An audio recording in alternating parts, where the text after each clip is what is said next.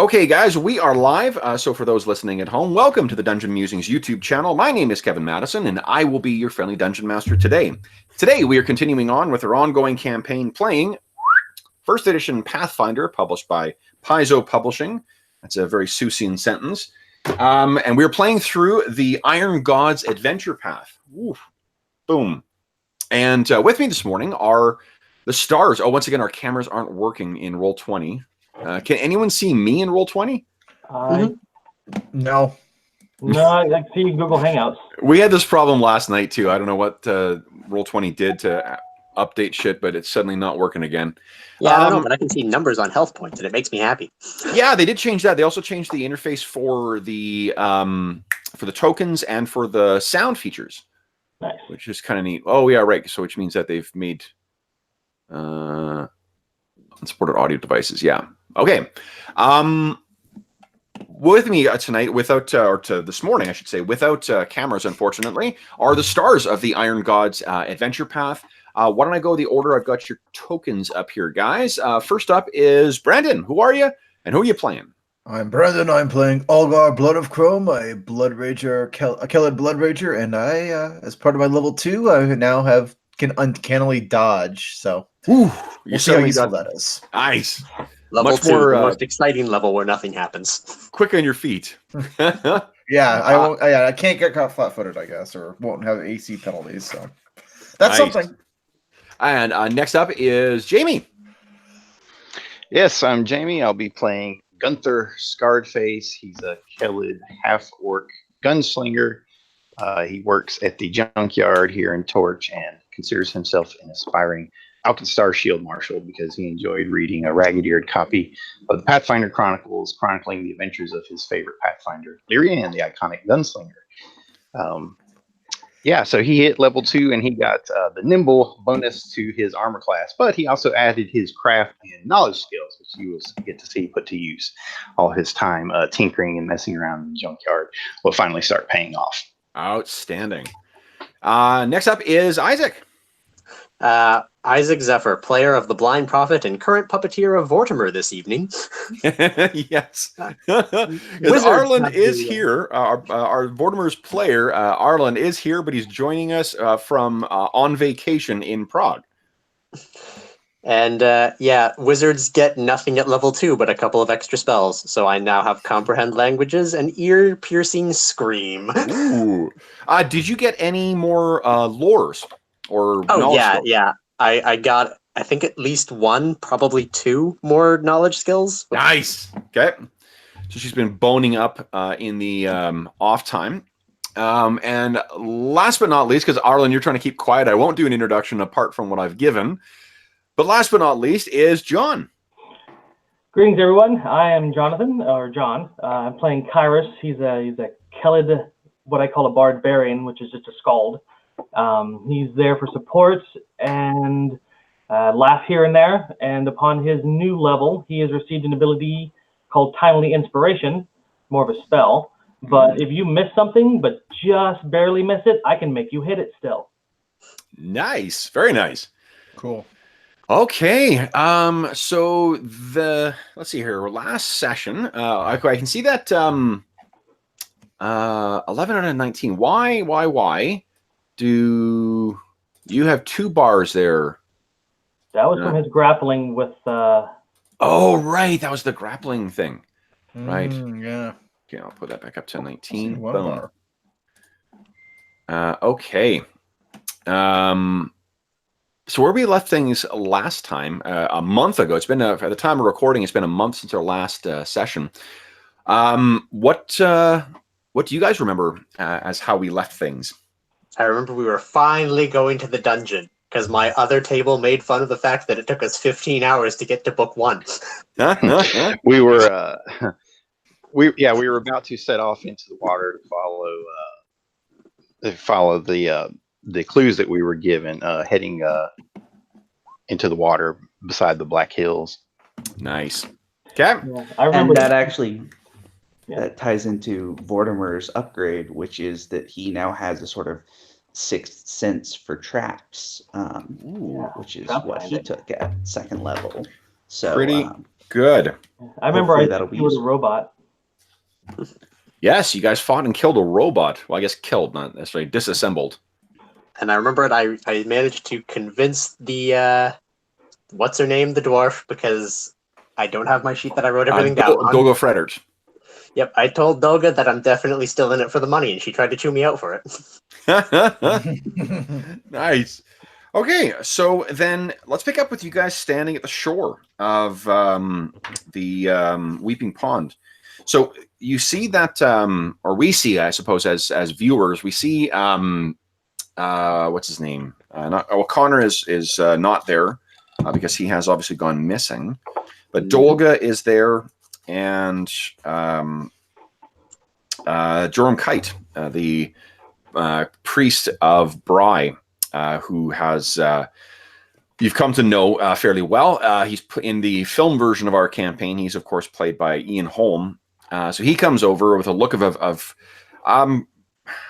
not to concern necessarily, but of great severity. There's a grave expression across his that's on his face, and that is he's usually either animated and happy or focused on some task that he's working on, one of his contraptions or whatnot. But what he does is he speaks some arcane words, he gestures, and these kind of glowing cogs kind of appear around him, and a magical kind of glow surrounds each of you, and you guys now are able to breathe water for a time. I believe the duration is 6 hours. I thought it was like half a day. I don't remember. Either way. Yeah, I can't. Water breathing. No, it was half a day because you made fun of me for suggesting that half a day was 6 or 8 hours. Oh, Remember that. it does sound like something I would do. And then it was like 12, and then none of us really knew. And Okay, it's 2 hours per level. That's right. Yeah, so it has 12 hours. Okay. So he cast that, and yeah, you guys are able to breathe. Now, for those of you who grew up in Torch or have become familiar with the Weeping Pond, however, there's still the prospect of navigating through that disgusting, chemically smelling water. And just as a refresher, Gunther's still trying to hold his breath anyway because of that. So you see him take a big, deep gulp of air before heading in. okay. All right, so you're given some rough description as to where they, where Connor says that the entrance was. So you're going to be navigating under, the water. Fortunately, I think a lot of you have dark vision anyway. I've got the dancing lights because I don't. Right. I have my arms firmly wrapped around Algar's waist. So the thing with the dancing Yeah, light, thank you. I don't know if it's going to be. Not very good. It's going to be murky. Yeah, because you picture it underwater, that it's going to be the water would diffuse it so much that it becomes this, it's really easy to identify where it is, but I'm not sure how helpful it is in terms of illuminating. Better than pure darkness. So. Yeah, better than pure darkness. That is absolutely true, and at least you can see where the forms are for your allies. Are you guys taking any precautions? We did get some goggles that I remember. Yes. Yeah, we got I think we all goggles. did, didn't we? Yeah. A lot of us did. I think, if not everybody. We got goggles, and Gunther has extra waterproof sack if anybody wants to store precious items in it. I've got nothing that could be damaged, so should be fine. Okay. I'm an outsider. He bundles up his guns and his Pathfinder Chronicle that he has on him, of course. You bring some reading material. My appropriate stuff. Yeah, the one he always has in the junkyard. All right. So, are you doing anything to secure each other to each other? Like I said, I'm just holding Algar really tight because he looks like he can swim. Okay. We should probably use rope. I mean, we Yeah. can put the dark vision people up front and somebody at the back maybe, or with the dancing lights. I mean, that's my suggestion. Yeah, I can volunteer for the back we of the dancing lights. Stay connected. Okay. Not get I too cast Death Watch separated. because that's going to be my only way of finding my way around underwater. Now, I forget? Did I mention the myth of the Weeping Pond monster or not? No. No, I'm kidding. Death Watch will see it, so I'll be the one to know just before we die. You mess around, you get your head stuck in a sinkhole. The last time we see you, we have to wait for the rains to dry up and the water to go down, and the thylacines will be eating your butt next time we see you. There's that. I'm not sure if you guys watched Love, Death, and Robots, but there's that bit. The one with the ghost, like things in the desert. Yes, that was crazy. Yeah. Watch out for the shark. Yeah. The shark. That was amazing. Okay, so who is? Well, why don't we do this? Let's. I'm missing good old Gunther. 1 second. I think I zoomed out. He was on there. He's just off to the right. Okay. Yeah. Oh, sorry. Oh, he's up to the right. Oh, Yeah. Maybe I'm on the wrong. The torch main screen, the big map. Oh. Okay. I see him on my screen, but I can't interact with him. Where's the? Where Like at am the I? very right edge of the main screen. Yeah. Okay. Okay. Oh, So there I was he gonna. is. Wow. He was Gunther, you're overhanging in making the your black. stealth He's a checks, bit of a my loner. goodness. So I was going to say that between my armor, like I was going to have a cumulative negative penalty to swim. So I was gonna, and then I was gonna have this whole thing where I was gonna have say that he was still gonna let Prophet hang on to him just because, yeah. And so then, but now I'm gonna decide like, nah. I think he spent some time practicing swimming before he he went to this because he didn't want to look like an idiot. I totally put a rank in swim myself. Yes. Yeah, I'm gonna do. We both had swim lessons together. Not a lot of chance to swim in torch, but you want to practice. Yeah, So, Yeah. just for this. we found the one like freshwater. Yeah, I don't know. Yeah, unfortunately, Numeria, there's really not like No. everywhere is awful in Numeria. Yeah.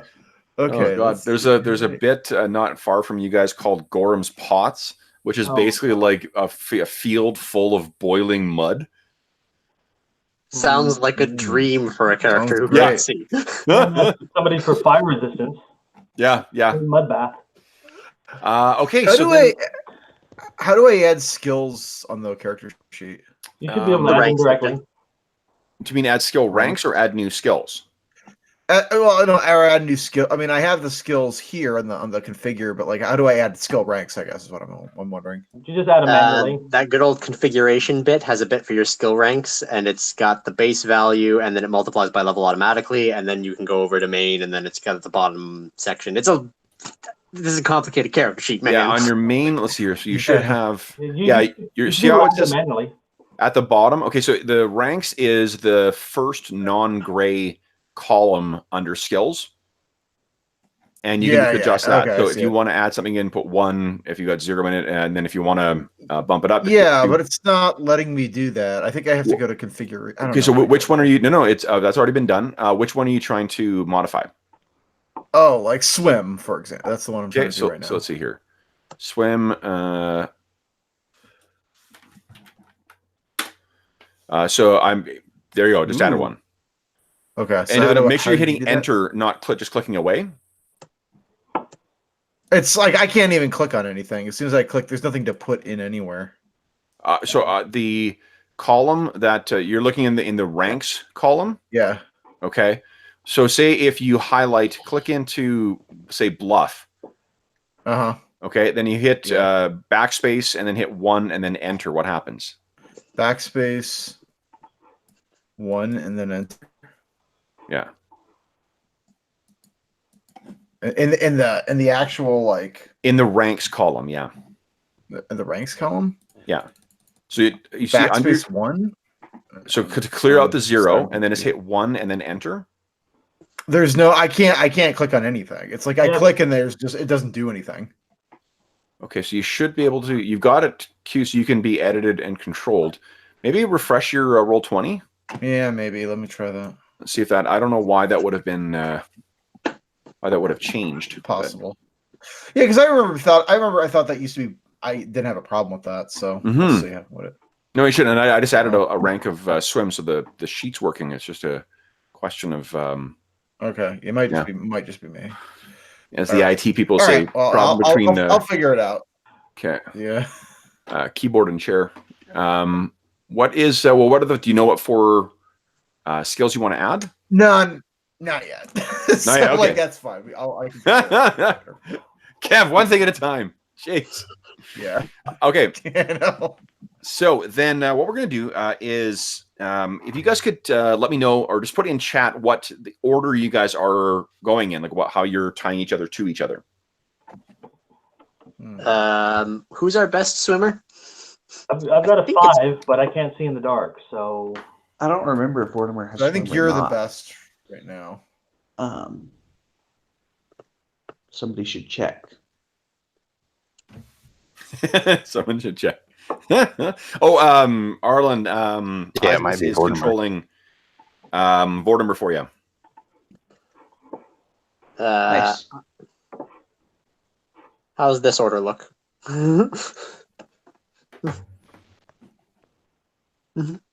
As long as somebody can see in the dark ahead of me, sure. That works. Yeah. Well, Kyrus is a better swimmer than I am, and I can't see in the dark. I don't think so. Yeah, I can't see in the dark either, so... Yeah, I would. Neither Algar or Kyrus can see in the dark. I've got my dancing light, that's it. Can Gunthar swim? That's true. Yes, he has swim. Yeah, so why don't you just Okay, let's have him go first. Yeah. Yeah, so Gunthar, Algar, Prophet, Kyrus, Vortimer. Yeah, well, Prophet, you said you were going to hang hang on. acting as eyes for Algar. Okay, yeah. Ironically. Yeah. Yep, go that way. His life form is going that way. Just go that way. Oh, God. You know how creepy that would be because there's nothing living in this pond either. So not only is she going to have her, apart from your living allies, you're not going to see anything else. As soon as you're underwater, it's going to have that baffling effect. Yeah. So that's going to be creepy for her. Yeah. The extent of what she can feel is something may have moved in that direction just because of how water carries motion. Yeah. And that's just going to be awkward because she's in the middle of 5 people all moving. Well, and when you find the legendary torch, lake monster Weepy, boy, you guys are going to be very surprised. I mean, I'll see his life form coming unless he's undead. Then I'll see his undead life form coming. That's why I keep picturing that shark, that glow-in-the-dark shark from that episode of... Is it alive? No. Can I detect magic? Okay. All right, so great. So we've got our order heading in there. So then, guys, why doesn't someone give me a 1d6 check? This is going to tell us how long it takes you to find the actual the entrance into these caves. 1, pretty quick. Good. So you clearly have been thinking about this quite a bit. So you guys make a pretty good beeline. It only takes you 10 minutes to find it, which is quite good. Now, what I need is for everyone to please give me a DC 10 swim check, and then we'll talk about the effect of being exposed to this water. Can we take 10 on it since water is calm? And no, there's a consequence of failure. Well, actually, there isn't. This is one of these things in APs where they give you these DCs, but there's no fucking reason for it. So let's just say you swim. Because what's the consequence here? You take more time, but you're never going to spend 12 hours treading water. Yeah. So so skip that. Let's just talk about the exposure to the water. Now, is anyone immune to poison? I mean, Vortimer might. Probably Vortimer, yeah. Okay. He may only have like a bonus +2 though. I know diseases or something that didn't get him, but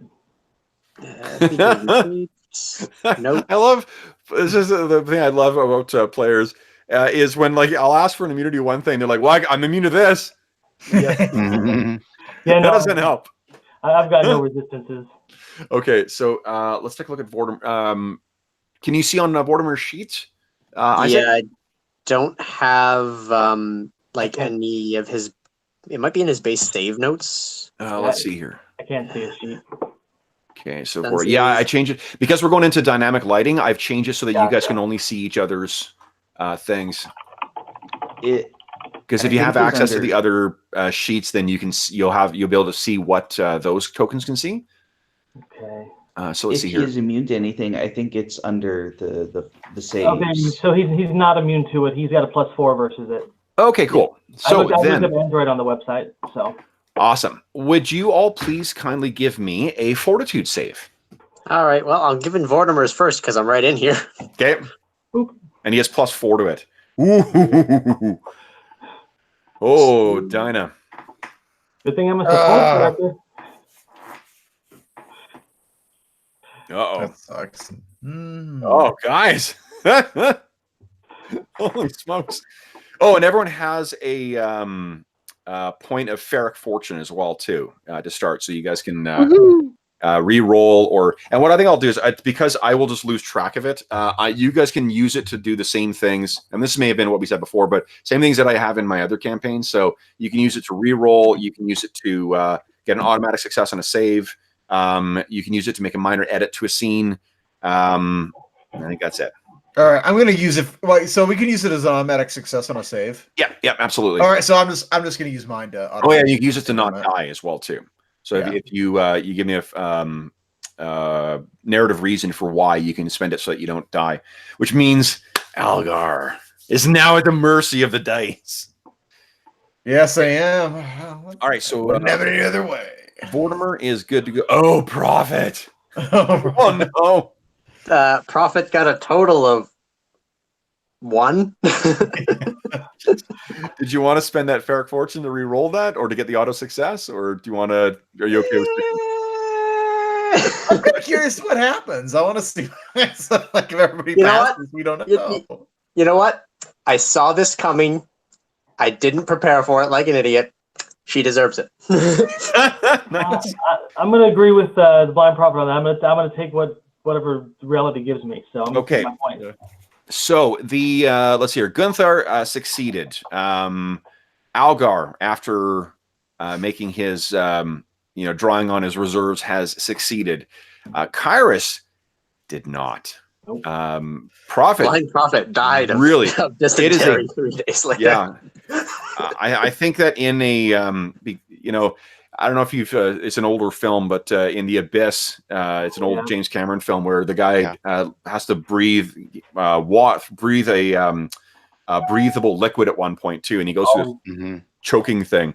And I imagine that's kind of what you did is you breathed it in and were a little surprised by it, but then also there's that awful numbing feeling and whatnot that comes from the exposure to this water. Hooray. Yeah. I can still taste it. But mechanically, what it is you will be sickened until I say otherwise. Oh, hooray. Good thing I'm a support character. Yeah, so sickened is... Swim with your mouth open. Holy shit, -2 to pretty much everything. Yeah. That goes for Kairos as well, and for... I think that's it, actually. Everyone else made their save. Am I sickened until you say otherwise, or is there a duration for me, since I didn't feel that bad? No, you what do you call both you until I say otherwise. Okay, well, looks like I'm going to be using songs then. Yeah. So like blind BP crawls into, what is it, a cave we're in now? Let's see here. I'm just getting our tokens together here. I'm making sure I've got everything set correctly. Does everyone have sight? Okay, so Vortimer has dark vision of what, 30 feet? Probably. Is that right, Probably guys? 30 or 60. Actually, it's more likely 60 now that I think about it, because I think most drow have 120. Oh, maybe it is 60, yeah. Gunther's 60 as well. Gunther's got 60? Yeah. Okay. So. He's got dark vision 60 and low light. Okay, cool, thanks. Okay, and let's see here. Prophet. Yeah, okay. And, I'm going to give for Prophet, I'm just going to give a little radius around you, just so you can have, not that you cast light, just that so you can see what's kind of happening around you to reflect your thing. Yeah. I do have blind fight and other such things, so I can sense where things are through my other senses, but not quite. What you can do is you're not caught flat-footed, and that's a difference between being able to sense where things are. Oh, no, like my feature specific, never mind. Okay. I've gone over this like 4 times, I'm just like, I'm tired. Yeah, well, no, only because like you know what, like I think I think it's a fairly, and this is not a comment on you. I think it's in the rules. I think it's a pretty abusive power, and I just want to make sure that if there are any limitations that are baked into it, I want to make sure that we're applying those. Yeah, my limitations are, again, they're like the main things that you need to see. I can't do sleight of hand, stealth, acrobatics, ride. But yeah, like I don't take the myriad of other penalties, like only being able to move half speed. I can sense anything by sight or touch. And the major downside that still exists is I do still need to roll concealment chance on every attack.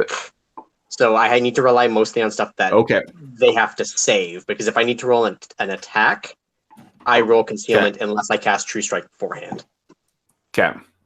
Like 5 cents for a blind person. Okay, so I am going to position. Let's see here. Oh yeah, don't take a look in. Anyone who's in the Hangout, don't watch the Hangout. I started doing that because I thought something was off with my roll 20. So yeah, no, hold on, I can do something here. And then I closed my phone, and that was all it took. Vision of the future has entered my sometimes. Yeah, oh, what is going on here? Yeah, okay.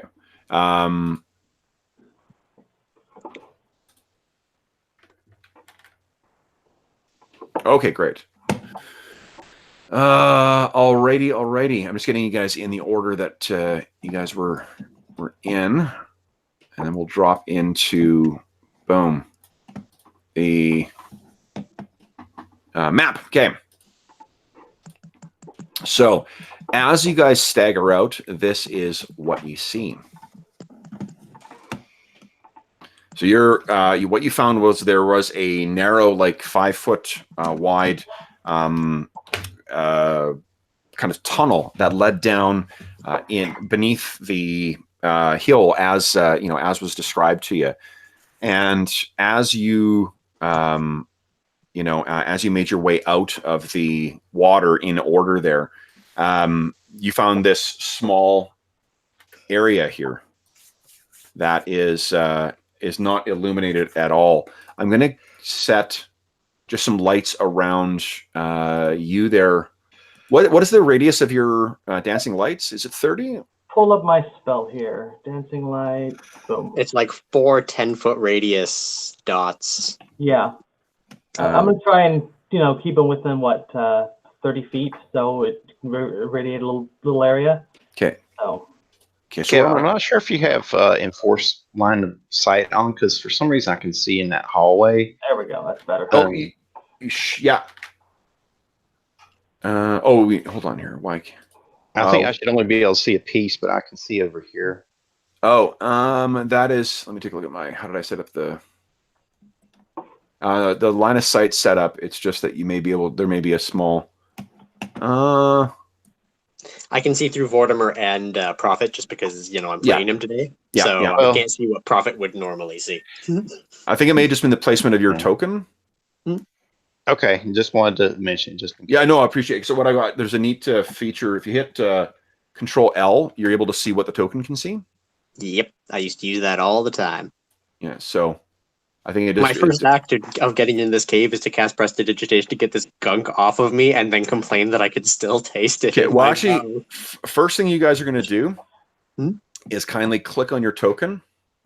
Roll initiative. And roll initiative. Oh. Yeah. What's Vortimer that? and Prophet so close together. I turned on my sicken debuff just so. Okay.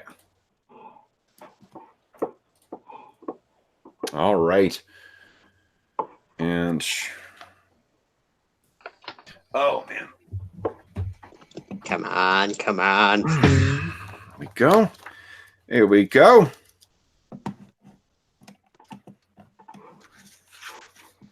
I know I've said it before, but I just love the tactile feeling of these tiny little Pathfinder books. Mm-hmm. They're so pleasant to work with. I love the big books. I love the feel. I love the smell. I love the weight. They look nice on my shelf. I completely agree. And they look lovely on my shelf, but for moving a stack next to my bed, the small guys are a lot easier. I think this month, Occult Adventures and Wilderness Adventures comes out. Apparently, I Nice. can't roll today. Oh no! One. God. Also, it appears to have made Blind Prophets Initiatives 21, and it does say that Vortimer rolled, but it made Blind Prophets Initiative 7. So that will need some fixing. Yeah. Prophet's Oh. luck's rubbing off on you. Okay. Vortimer got a 1. Blind Prophet always goes first. Oh man. So let's see here. Arlen, the upside to your trip is you'll have, as you're taking in the lovely sights and scenes of Prague, you may have some opportunity to consider what your next character will be. Okay, let's see here. Then these critters, what are they going to get? Bum, bum, bum, bum, bum. A 5. So they're going to act last. Yeah. Oh, good. And I don't see any critters on the Yeah. thing. So- Yeah, that's because they have not moved out yet. So And do I hear critters, though? why don't, well, let's see here. Prophet, you're up first. Why don't you give me a check? And remember, you are sickened, so make sure that thing is activated. Yeah, that's in the conditions section. It should just automatically be there, It correct? is, yeah, yeah. Okay. Actually, I'll move the initiative thing over here so we can actually see. Does Second offer a penalty on initiative? Sickened says -2 to everything. My DM screen Yeah, here. it gave me a -2 on mine. Yeah, -2 to attack rolls, weapon damage rolls, saving throws, skill checks, and ability checks. You're still All right, first. so then that should be a 19. It's still first, but it should be Yeah. lower. Oh no, I don't think it's to initiative though. It doesn't specifically say Oh. initiative. I clicked the thing and my initiative is buggered, probably Yeah. because it gives a dex penalty. For which character? Well, technically, for You're Prophet. still first. initiative it doesn't check matter. is a dex check unless you have modifiers to it. So Yeah. Hmm. So I think it Um, should be buggered by those 2 points. yeah. Well, Not that it super matters. Yeah, it again, doesn't really matter. We're talking about a moot point here. Let's give me a perception check, please. Okay. Yeah. Yeah.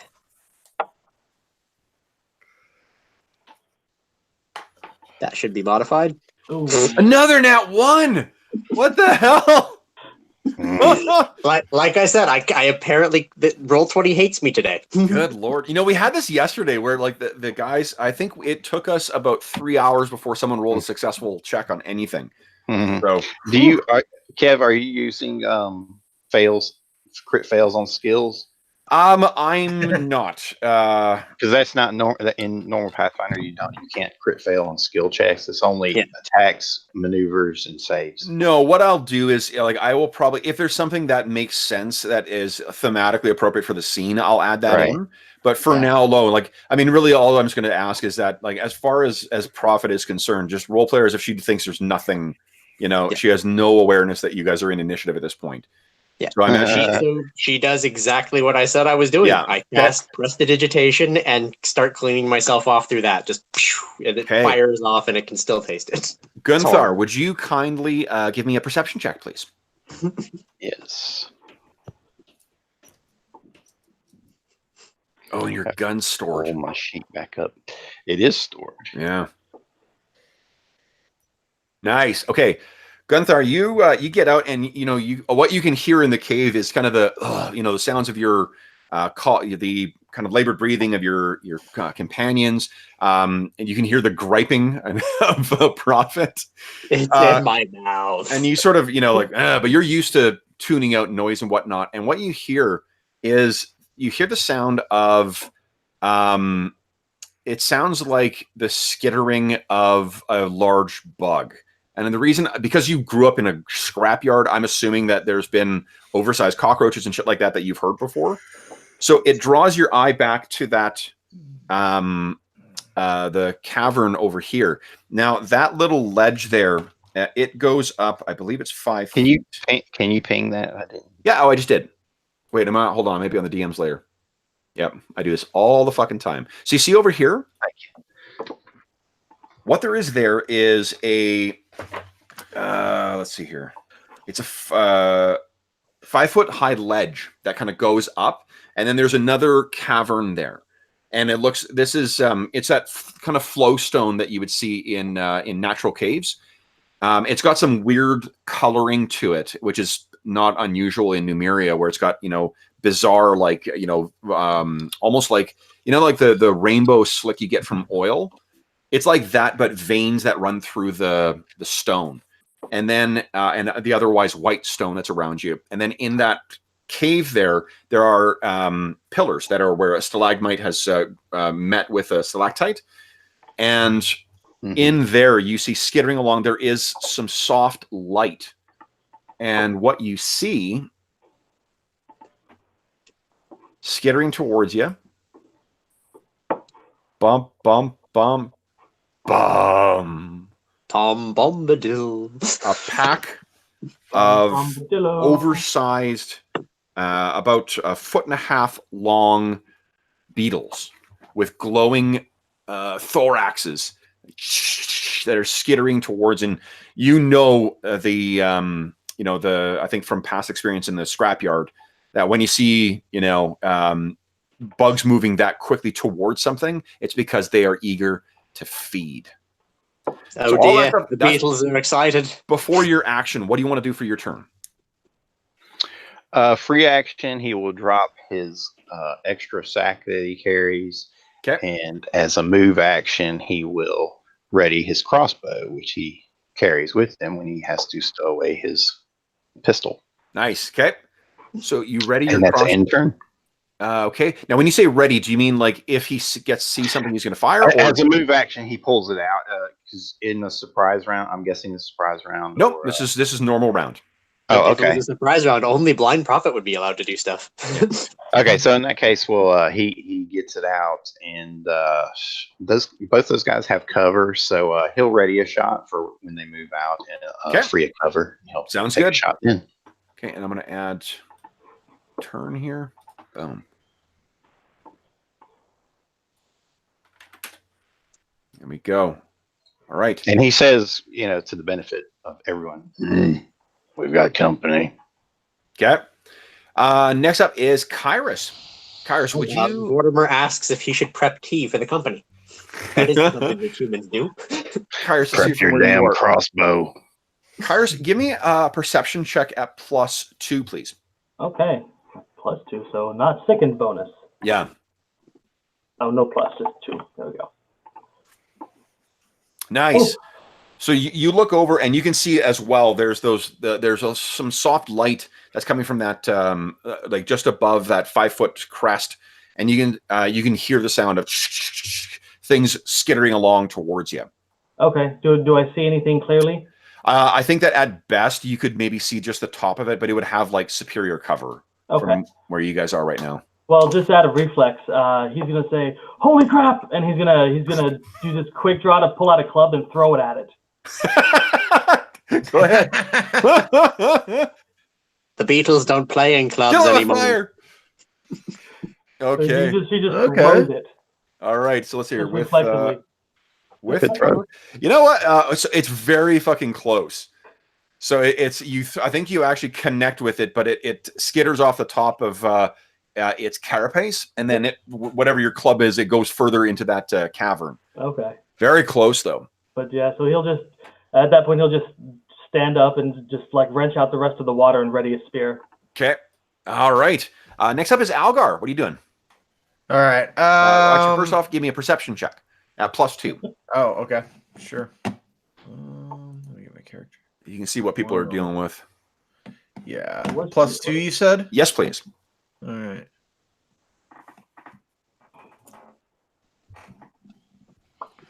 Oh, okay, yeah. Nat 20. Everything. Show me the map. You can hear precisely there are 5 beetles coming down that corridor.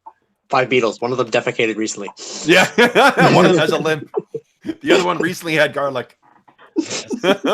All right. That one might be doing its taxes. Worth raging or no? Say again, sorry? I'm just worth raging or no. Remember, I can trigger that in you next turn if you want. I want to trigger it now. Okay. Well, nah. He'll perhaps rage. Yeah, he's just gonna run. He's just gonna see if he. Let's see. 1, 2, 3. I can get up there, right? So it is difficult. Well, the first step up will be not difficult terrain, and then it will require. Let's see here. Climb check. I think it's a climb check. Just So it's a grade? pretty easy one, and then you can just scramble up there. Okay. Yeah, I'll do that. Okay. So one, give me a Head climb on. check. Let's see if we can make it part of your move. Okay. Climb. As we bookend with a nat 1. No, nice. Yeah, you can go ahead and Okay, move up good. into contact with that first one. Awesome. Ah! Yes. All right. All right. Yeah, I'll take a swing. Let's see what we got here. Okay, because of the cramped quarters, I am going to give it a little bit of cover because it's a small creature as well. Yeah. But go ahead and make your attack roll. Okay. Why do I keep doing this? Let's see. Wait, what do I click on for attacks again? I think it's a. Should there be a weapon? Yeah. Base. On your weapon attacks, just click the name of it. Attack. Oh, here we are. Yep. Okay. And Ka. There we go. Oh, wait, what? Oh, it's rolled. That was nice. All right. So you stab out with this this massive halberd of yours, and unfortunately, this thing is it's just such an awkward confined space that the one shot you could get off on this thing, you cannot quite connect with. All right. So Vortimer, first I'm going to get Isaac to give me a perception check at +2 for him, and then we'll see what good old Vorts wants to do. Vortimer, for your benefit, Arlen, what Vortimer can see right now is a cave that extends forward with water still on the left. That was an initiative roll. And land on the right. And then on the right, there's a 5-foot ledge that leads up. And then in that, into a little cavern full of columns. And in there, you just rolled a nat 1 for your perception, so never mind. And the curse continues. I've never seen so many ones. I think, Vortimer, you're trying to figure out what's going on with Prophet, because Prophet seems to be genuinely freaking out about this stuff she's been exposed to. But God, then also, that's horrible. I was going to suggest, I think Vortimer's bow is still wrapped up in the oilcloth. Oh, no. And so he doesn't have it strung and ready and everything. Yeah. So he's got his sword in his scabbard, but he's not quite as Holy ready cow, to how fight does as he's Vortimer going have to be such in a a few massive minutes. perception? I was going to suggest that his android senses allowed him to pick on it because, again, he did have a 14. Because even a natural 1 was 14. Yeah. Oh, you got it. I believe there's a skill focus or something involved. So, unfortunately, Vortimer is completely. Next round, you'll be able to act as if you know where all the things are. But for this round, you're oblivious. Are you all right, horny friend? Yeah. Okay, so then we go to the true heroes of this campaign, the Fire Beetles. So, Fire Beetle number 1 is engaged with you there, Algar. It comes skittering forward. I'm not sure if I like how you said that. Arlen can tell you I do this every time. I'm already retiring this character. I've found my love. Every time we've had a combat in our Astonishing Swordsman and Sorcerers game, I make that same joke. So it's just me being lazy with my DM comedy. Okay, so this thing snaps at you. Does a 12 hit your AC? 12. It shouldn't. I think mine's like. Hold on, where is it? It shouldn't. There we go. 6. Yeah. Can you tell you're a lawyer? Let's negotiate about this. A 12 doesn't hit my AC. No, it does not. Okay, no. So you're able to keep this thing at a distance while your initial halberd strike was not great. It doesn't strike them. You know, and these things are small, so I'm just going to make them a little bit wee, so I can fit more than one of them in an area here. There we go. Another one comes skittering up. Same roll, so that does not hit either. And we'll get one more up here. And I think that's all I can fit in that square. Nope, that doesn't hit either. And these other ones come skittering up behind, but are not able to get by. You have bottlenecked them in, but unfortunately blocked your ally's ability to fight. Yeah, he wasn't thinking. Okay, end of round 1. Next up is Prophet. What are you doing? Hooray! Well, I'm going to do some brief reading on prestidigitation first. Okay. Secondly, I want to cast. I'll probably wind up casting Death Watch anyway because I can potentially see them past the cliff edge. Okay. With that, just because Well, click on Death Watch. What's the range on it? like 30 feet. It's 30 feet. Yeah. So you can sense those things. Does line of sight block it? Yes and no. Yes, because that Line of seems to be effect how the probably thing is worded. Yeah. No, because my line of sight doesn't base on seeing things. It bases on everything else. It's weird. Being blind is weird. Line of effect breaks spells in Pathfinder. It's like Yeah. So whether for your senses spells. work otherwise, line of effect is the what I would apply. So, Yeah. so you can see, like, when I clicked on your token, you could see some of them. So you can sense some of the smaller ones up there. You can definitely tell that there are, and I mean, you could, at the very least, you can sense Algar, and you saw him go racing up there and start swinging his halberd around. So Yeah. Wait a minute. It only took us 10 minutes to get down here? yeah. Yep. Yeah. Oh, my Death Watch is still active because I'm level 2 now. Okay, nice. It lasts 20 minutes. I get a Yeah. turn. Oh my god. So what would you like to do? Simple magical effect. Lift 1 pound of material. Dang it. Join the beetle, and I'm on your side now. Mm-hmm. I don't suppose that that cliff side might collapse if I dropped something weak on it. Probably not. No, definitely not. No. Yeah. It's a solid cave floor. All right. Then I'm thinking my options are probably, hey, Vortimer, have a +1. Okay. So you provide some mystic insight to Vortimer. Next up is Gunthar. So you got that crossbow. You were waiting for something to come up, and then, sure enough, your raging friend goes racing in there. He first curses under his breath. Okay. Damn fool. Now, does a character block line of sight, or does it just provide cover? Cover. The character in front of you usually provides soft cover. So in this instance, dealing with a lot of cover here. That's an awful. Yeah. Yeah, And it's in combat, and it's in melee now. So Yeah. Yeah, Pathfinder's rules for everything, other players providing cover are weirdly vague for some reason. It's just like, it's a -4 if they're in melee, regardless of what side they're on. It's just like, it's pretty specific, actually. Cover? So he's looking at an additional -8 now, so they completely ruin everything he's doing, which is why he's cursing under his breath. But he's not running to stick his head in the hole, so he'll just take a shot. Okay, nice. Go ahead. No nat 1. No nat 1. No nat ones, but he does have the benefit of point blank shot. He doesn't have precise. Nice. Okay, He cool. has point blank. Yeah. Is there a chance of hitting me? On a 1. Only if On the nat 1 there is. Oh, yeah, that's It's not like in Astonishing Swordsman and Sorcerer's Hyperborea. It's a 15% chance anytime you fire into melee. It's pretty great. Yeah.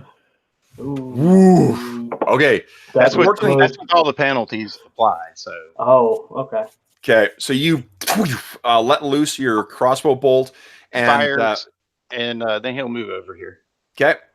So what you, Algar, you're you have all these things facing around, and you hear this whack of something hitting the side of the cave wall right next to your head.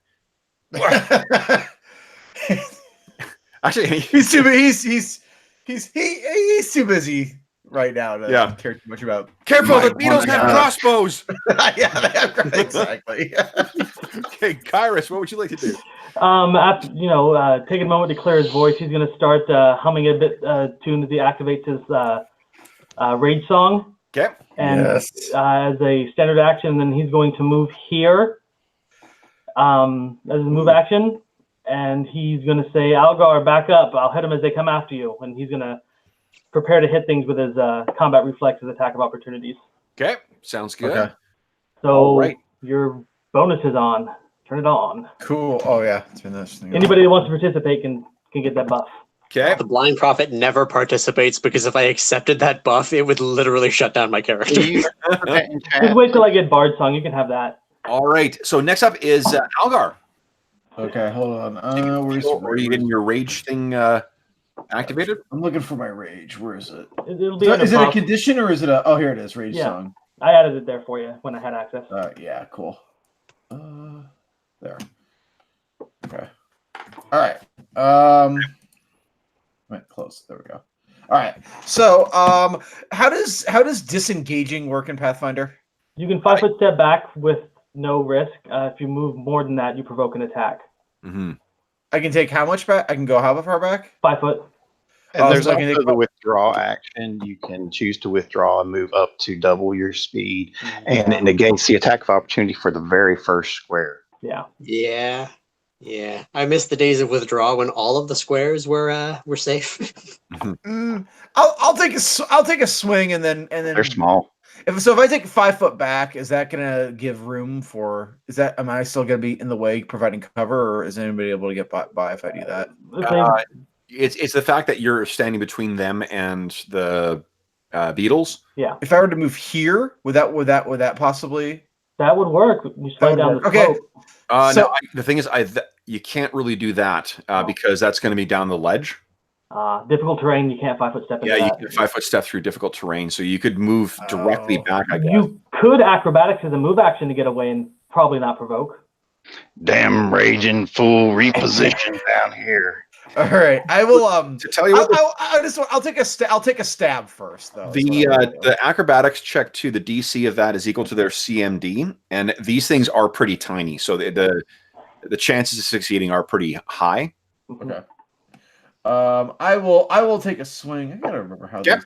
All right. I'm trying to remember how. Oh yeah, I just had to look up cleave because I wasn't sure how that worked. Standard action. Yeah. Okay. Let me do that. If you have cleave, that's cool. Mortimer, how much do you weigh? All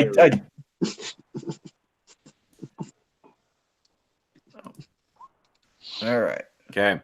Now, is that part of a cleave? Damn. No, that's just a part of a regular Part of a attack. regular attack. Yeah. You really think a 13 is going to hit a fire beetle? Yes. Yeah. I think your attack bonus is kind of low there, Algar. Boom! So one of these things explodes into a vicious gore, a spray of gore and glowing. What do you call it? Glowing light of goo. Ooh. I detect Does this one matter? less beetle. Can I wipe it on my face as a free action? Sure. Okay. It stinks. You Better close your eyes. Okay, All now right. do you want to move as well? Yeah, I want to move. Let's see. How should I move back? Oh yeah, we're thinking about moving up here, right? So you guys get it through. All right, so I'm going to try to do the acrobatics to see if that works. Okay, go ahead.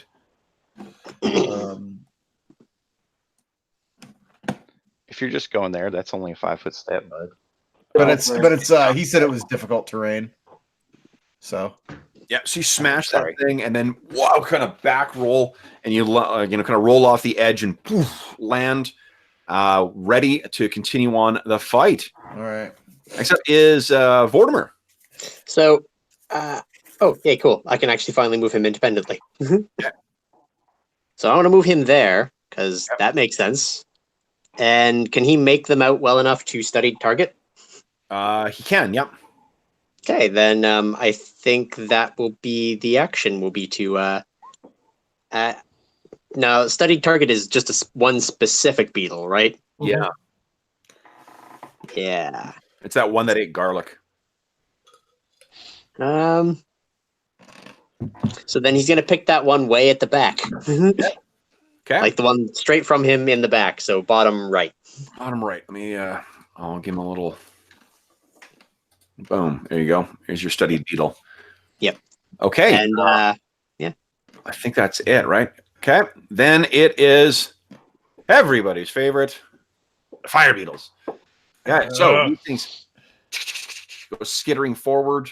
Yeah, if they leave that square, I get to hit one of them. I gave Vortimer a buff that lasts till the your- beginning of Prophet's next turn and then didn't use it. Sorry, did you say that your reach is what, 10 or 5? 10 feet. So like you're not that, leaving that square. Yeah. I'm saying if they leave it.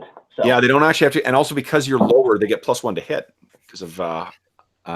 The height advantage, yeah. Yeah. Okay, so 2 of them come in for you there, Algar. All right. Fucking terrible rolls. Jeez, they're all really going around. Neither of them connects with you whatsoever. You will get, go ahead and make your first attack of opportunity there, Kairos, because one of them's going to be skimming down. And you said those are at a -2 because of your rule, right? They're at a -2 because of my rule. Yes. Yeah. Okay. Oh, well, darn.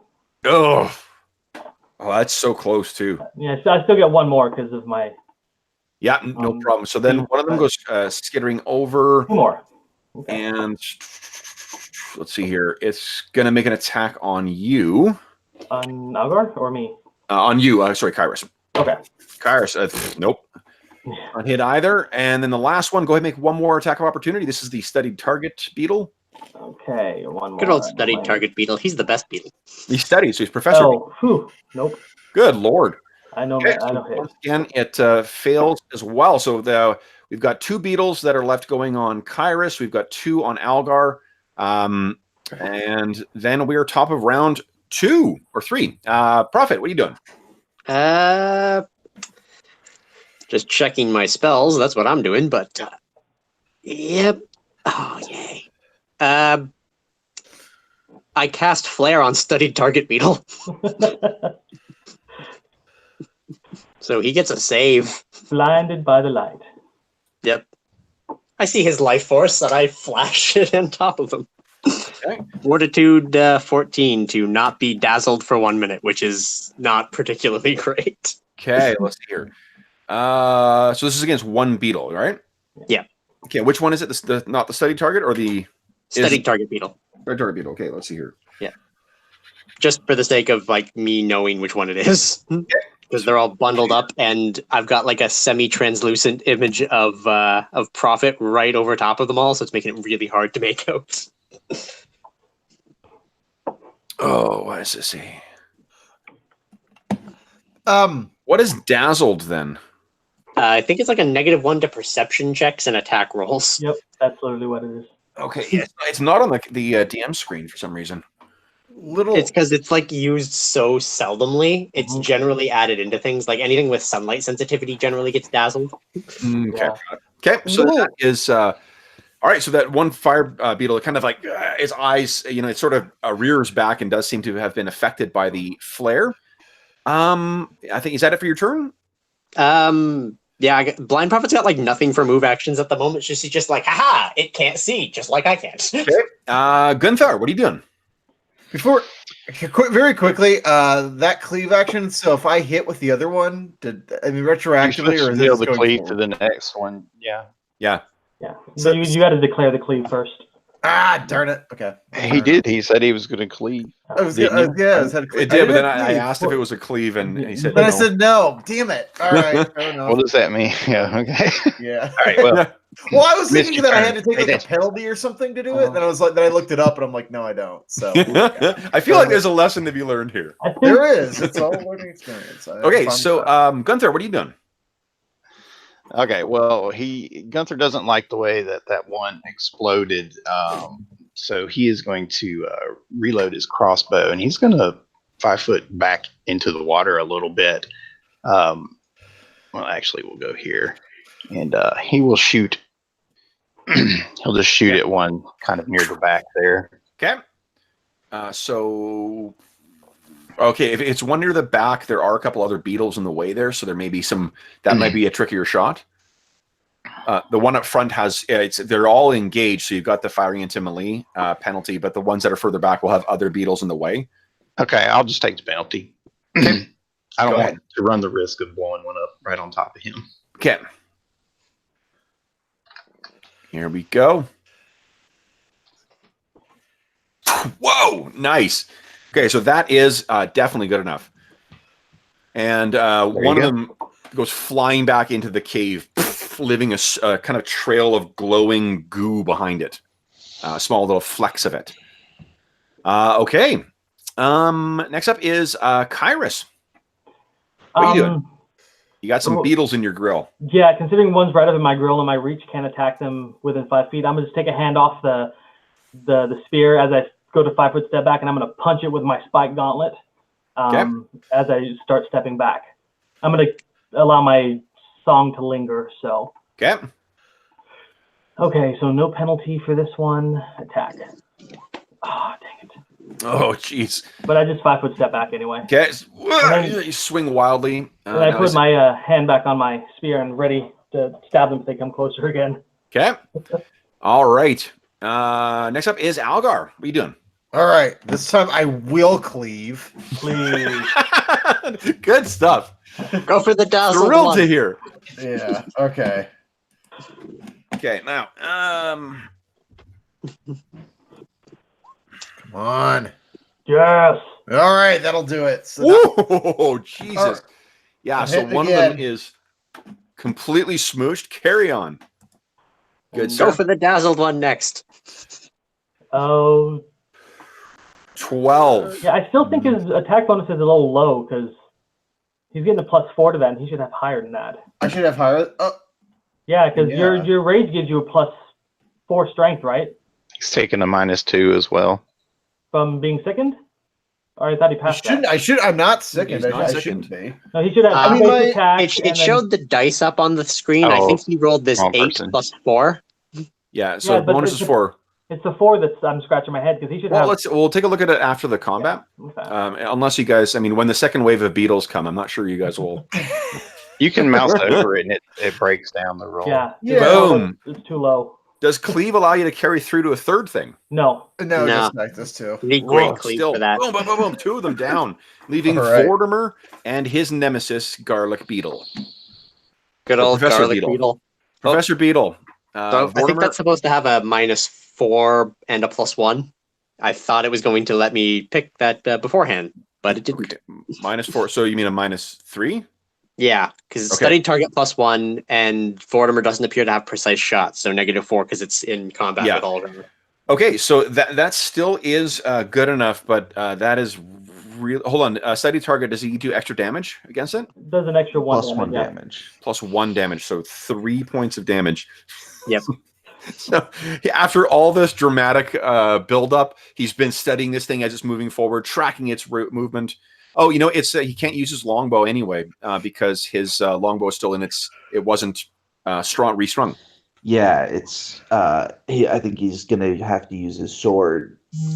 Oh, all so- right then. The roll is exactly the same for the longsword. He just gets Oh, up that's there fine. and I'm fine with the hitting. Just to roll damage for the longsword is all. It's the same damage, 1d8 +1. Oh, is it? Okay, so unfortunately, It's literally the same weapon, and the penalties come out the same because Yeah. he doesn't have the strength for it. Professor Beetle seems to be made of sterner stuff than his allies because he is still alive. Oh no. He's just leaving Damn one you, Professor Beetle. to spread the word. you Yeah, know? let this be a lesson to the rest of you. Well, Professor Beetle, and this is because there is no morale in Pathfinder. It's going to press on and try and chomp on this very angry android. So let's see here. Robot man. Nope. It attacks. It snaps out with its mandibles, but does not connect with you. Top of the round, Prophet. What are you doing? Well, let's see. There's no point in favoring someone at this point. I'd also have to move for that, and you know. Let's see. Yeah, no. My list of options without burning a level 1 spell for no good reason are I cast Flare. Escape. Let me make my save for it. Nat 20. So nope, it's not. This one, Professor Beetle is smarter than his allies. Damn okay. you, Professor Beetle! Damn My you, true indeed. nemesis. All right. I'm next gonna up is move more Gunther. onto the beach though, just because I should probably get more on the beach. Okay. I've been standing like ankle deep in this muck. Oh, and that's I mean the shit that causes sickness as well too. Yeah. Gunther, what are you doing? Damn it, Vortimer, I thought Prophet was the blind one. You jumped right in front of my crossbow again. So he drops his crossbow. On the move, he draws his short spear and he stabs at it. Okay. You race forward and go ahead and make an attack roll. You can accept the rage if you want. Pardon? You can accept the rage if you want. You're melee attacking. Okay, I will. It's basically +1 to hit and damage. For some reason, I don't have a short spear added on here yet, so I'm just going to roll The D6 for damage. What's so your that should bonus be +4. Well, sorry, that is a hit. Go ahead and roll damage. All right. Actually, no, hold on. You will do more than one point of damage? Yes. Yes, okay. So then Professor looks like, Beetle, 8 points. alas, he was so close to getting tenure, but he's gone. He was 2 days to retirement. He was. I was going to be a professor emeritus at Beetle University, and now it's tragically come to an end. Alas, poor professor, Gunther. we knew you. 20 Gunther. minutes in Carapace High and 3 hours through. Yeah. So Gunther Okay. shakes the phosphorescent ichor Yeah. off of his short spear. All right, Of course, now- one swift motion and Anybody have training in knowledge, nature? Yes. Mortimer does now. I also have approximate knowledge of many things. Okay. So, oh yeah, of course. So I'm not going to make you guys roll for this because I think these things are fairly common. I'm hard pressed to think of a D&D adventure where low level where you're not encountering fire beetles at some point. I mean, But hell, they're these- even in Neverwinter Nights. Well, they're even in the like my movies. first D&D thing was the old red box set, and that thing has, I think the first thing you encounter is fire beetles. We've had them I in think Barrow this is Maze the a couple first times. time I've ever fought them or used them. Oh, really? Never. Yeah, never. Yeah, like even in the like learning the game thing in the DM or the player's book in the old red box set. That's the first thing you come across is these Oh, fire beetles. wow. No. Yeah. Okay, so let's see here. What do you guys know? Anyone who's trained, and I'll say Kairos, you know this as well, just from from the scuttlebutt of adventurers and whatnot. These critters have a gland in them that if you extract it and it's not damaged, it actually grants illumination. It glows for a 10-foot radius. Ooh. Wow, that is so useful for me. Yeah, not to ever But use do I for know you. how to remove it for everybody else? well, you are blind, smartass. What I will let you guys do is, if you make a heal check, you can successfully extract these things without puncturing them. Oh wait, all this no. stuff was added to Ultimate Wilderness. It's survival Yeah, now, I not- think. Well, Can we do I'm not. survival? I don't care. Yeah, I don't like the. There is Yeah. way too many rules in Pathfinder for me to be constantly looking them up. I'm fine with it just being heal. Okay. I can't do either. I'm Jeez. inept.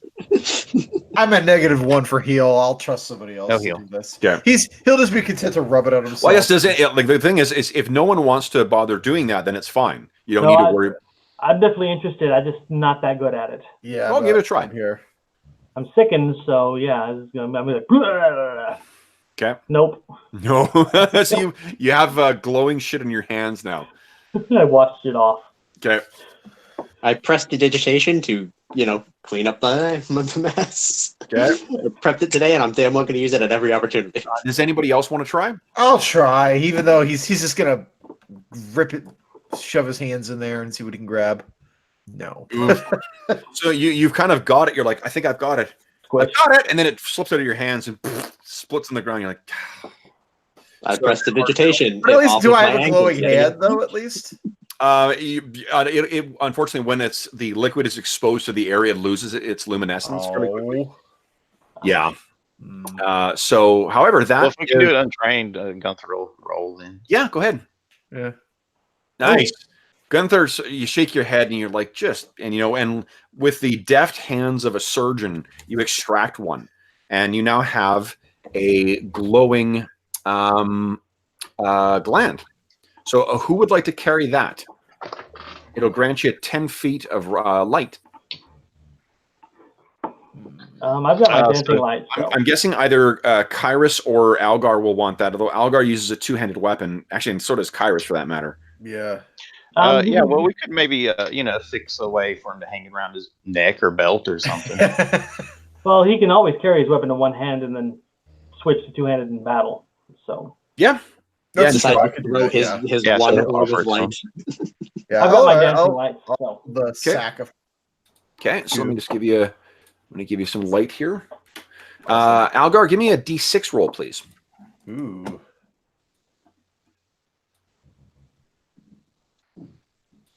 Okay. Oh, nice. So this thing's going to last for 5 hours.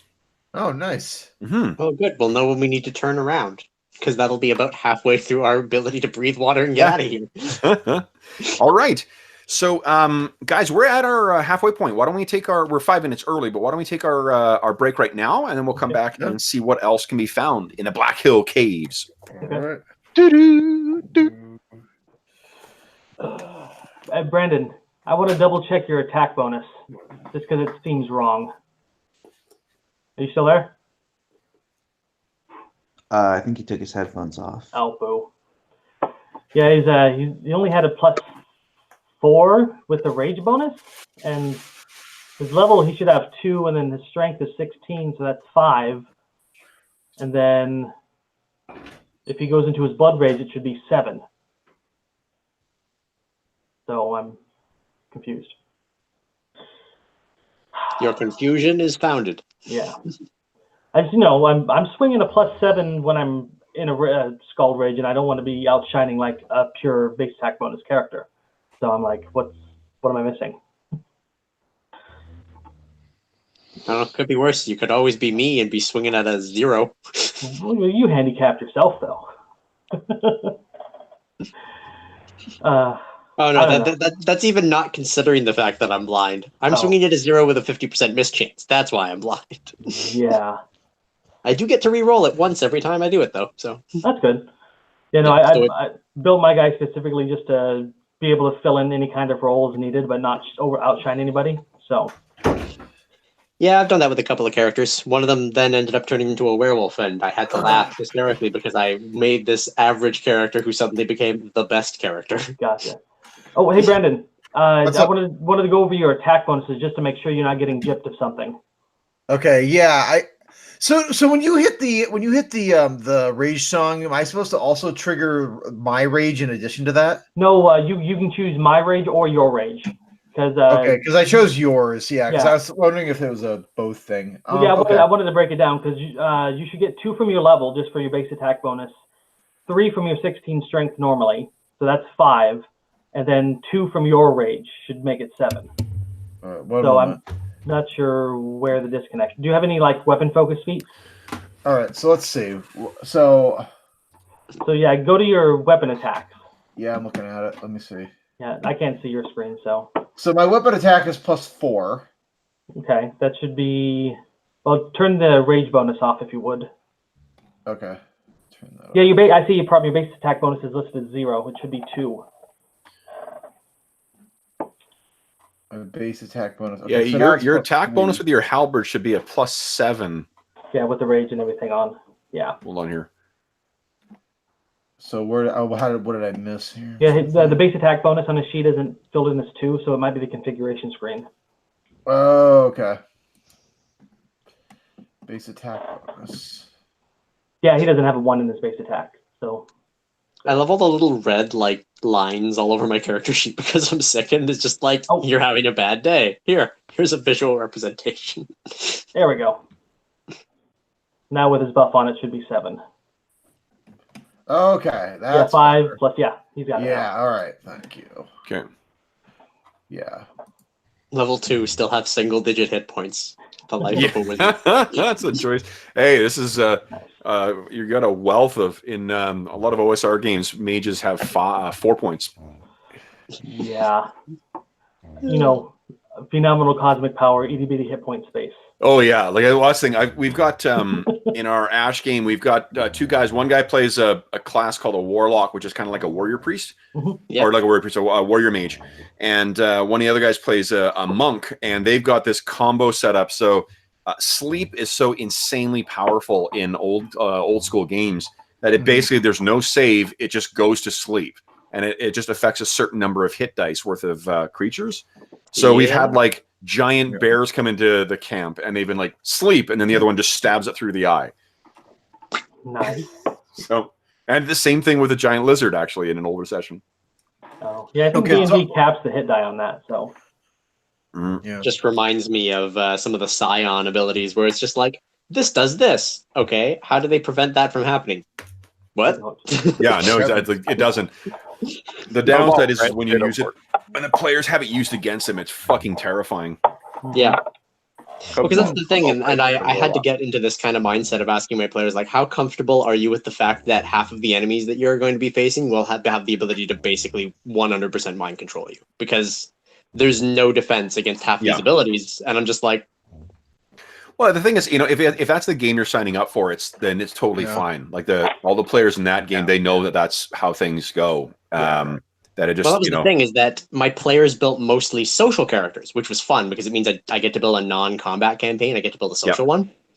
But it means I have to use the big social enemies, and they all have the social knacks. And all of the social knacks basically say, do this thing. And it's just like, oh, yay. Because I know I have at least one player who's really not going to like it. Their Cobalt Press released a Warlock class for Pathfinder. It's in the new Path Compendium. Highly recommended if you want alternate classes. They also have the Spellless Ranger. Okay, cool. I've got a couple of the Kobold ones for Pathfinder. The race one, and I can't remember what the other one is. Highly recommended, all of them. It's Wolfgang Bauer. Yeah, he's great. Yeah, like shelf. I use actually in our 5th edition game from Wednesdays. I'm using in the Hero's Handbook for Midgard. They've got these fucking awesome optional maneuvers for weapons to make weapons really feel different. And so, like, you can do sweeps with great swords, or you can like place yourself if you're being pushed back. Nice. Yeah, it's really cool. You can pin people with a lot of different weapons. I love Midgard. I'm going to run Freeing Nethys in that as a mythic campaign pretty soon. But New Path Companion also has the White Necromancer for people that want to raise people back to the dead but not be evil. Yep. Gnome Tinkerer class and several other really fun classes. So highly recommend it. Cool. I don't know if I've got a PDF of that or not, but I'll have to check it out. All right. Let's see here. Are we all back now? Are we? Back. So you guys are saying I should have a +7 When you're raging, yeah. When I'm raging, it only goes to +6. Is that my rage song you're turning on, or your blood rage? Oh, your rage song. Yeah. So my blood rage would be +7. Whenever I give the rage song, I suggest you turn your rage on, unless you're getting a rage power from me, which will come in at level 3. Okay. So. Sounds good. Or you run out of raging rounds. Yeah. Well, my song will fuel his rage, so I won't lose rage unless in that case. Unless you want to use your own rage powers, then you do have to use your rage rounds. Oh, gotcha. But I don't. So I can turn on my rage. Okay, so I can get my attack bonuses and everything with my rage when you use your blood rage. My rage song, yeah, that's correct. Your rage song. I mean, yeah, that's what I meant. Yeah. Okay. Right, I'll do that. So, in the aftermath of this, I'm going to assume you guys are going to take a minute or so to just collect yourselves and get my club back. Yeah. Yeah. So the 2 guys who are sickened, you are no longer sickened. Hooray! Finally got a piece of that out of my mouth. Can we get go ahead and get a survival check in the area to look for tracks? Please do. Traps, but tracks. And Mortimer can aid. See what's been through here, and I'd like to take 20 if possible. Yeah, Just if you want to take your time. Sure, for sure. 5:30. So that would just give them a 28, and with an assist, that would be a 30. Sure. So what you can tell is that in addition to your burly barbarian companion, it seems like there are some other people who have recently gone straight. You see, like, the wet or the stain of like a handprint and scuffs from boot prints heading up the ledge. It appears up to where those beetles came from. So Gunther will point the tracks out to everybody, make sure they see them. Motions into the cavern. And it's a mix of the humans, like human-sized boot prints, as well as some of the smaller ones that you saw when you first remember when you found those tracks on the edge of the Weeping Pond? Halflings? No, remember those smaller ones that were non-human? Yeah. Gotcha. Yeah. So, what are you guys going to do? I'm renewing my various vision spells, so Death Watch and Detect Magic. Okay. And Detect Magic in particular because Blind Prophet's looking out if Connor may have left a trail or something, because as another wizard, he has arcane mark, and he may have left some sort of trail that could lead Sure. to where he might be. So I guess that means that your standard action, until we say otherwise, is spent concentrating then, right? Because I concentrate on detect magic, which is 1 minute per level, but yeah, no, Death I Watch mean like Death Watch doesn't. I'm doesn't just looking at the detect magic, so that's just Yeah. you're gonna be walking. It's I'm fine with that. You're just moving a little slower than the rest. So Okay. you guys can see obviously that there are two kind of obvious exits from this this initial area here. The water continues on in the north there, and there is this beetle area that carries on deeper into the black caves. What do you want to do? Well, I'm sick of water. I vote for going this way. Yeah, I'm going that way too. Let's go there. Vortimer's stealthy, right? So maybe he could act as our scout. Yeah, you got dark vision, right? Yeah, He he can does go have ahead of dark us, vision 60. and he can find traps. So Yeah. So does Prophet see in black and white? For dark vision, so does Prophet see in black and white? What do you mean? Seeing rainbow auras. Well, here's Oh. the thing, because remember, I can see both things. I can see Vortimer's stuff, which is very clearly in color, and now that I've moved him into a different room, BP can see around corners, but it's all gray, which is interesting, and I'm not sure what the deal is. oh, okay. Like, I can see... The gray should be Yeah. low light. That's what that means. Oh, it's Oh,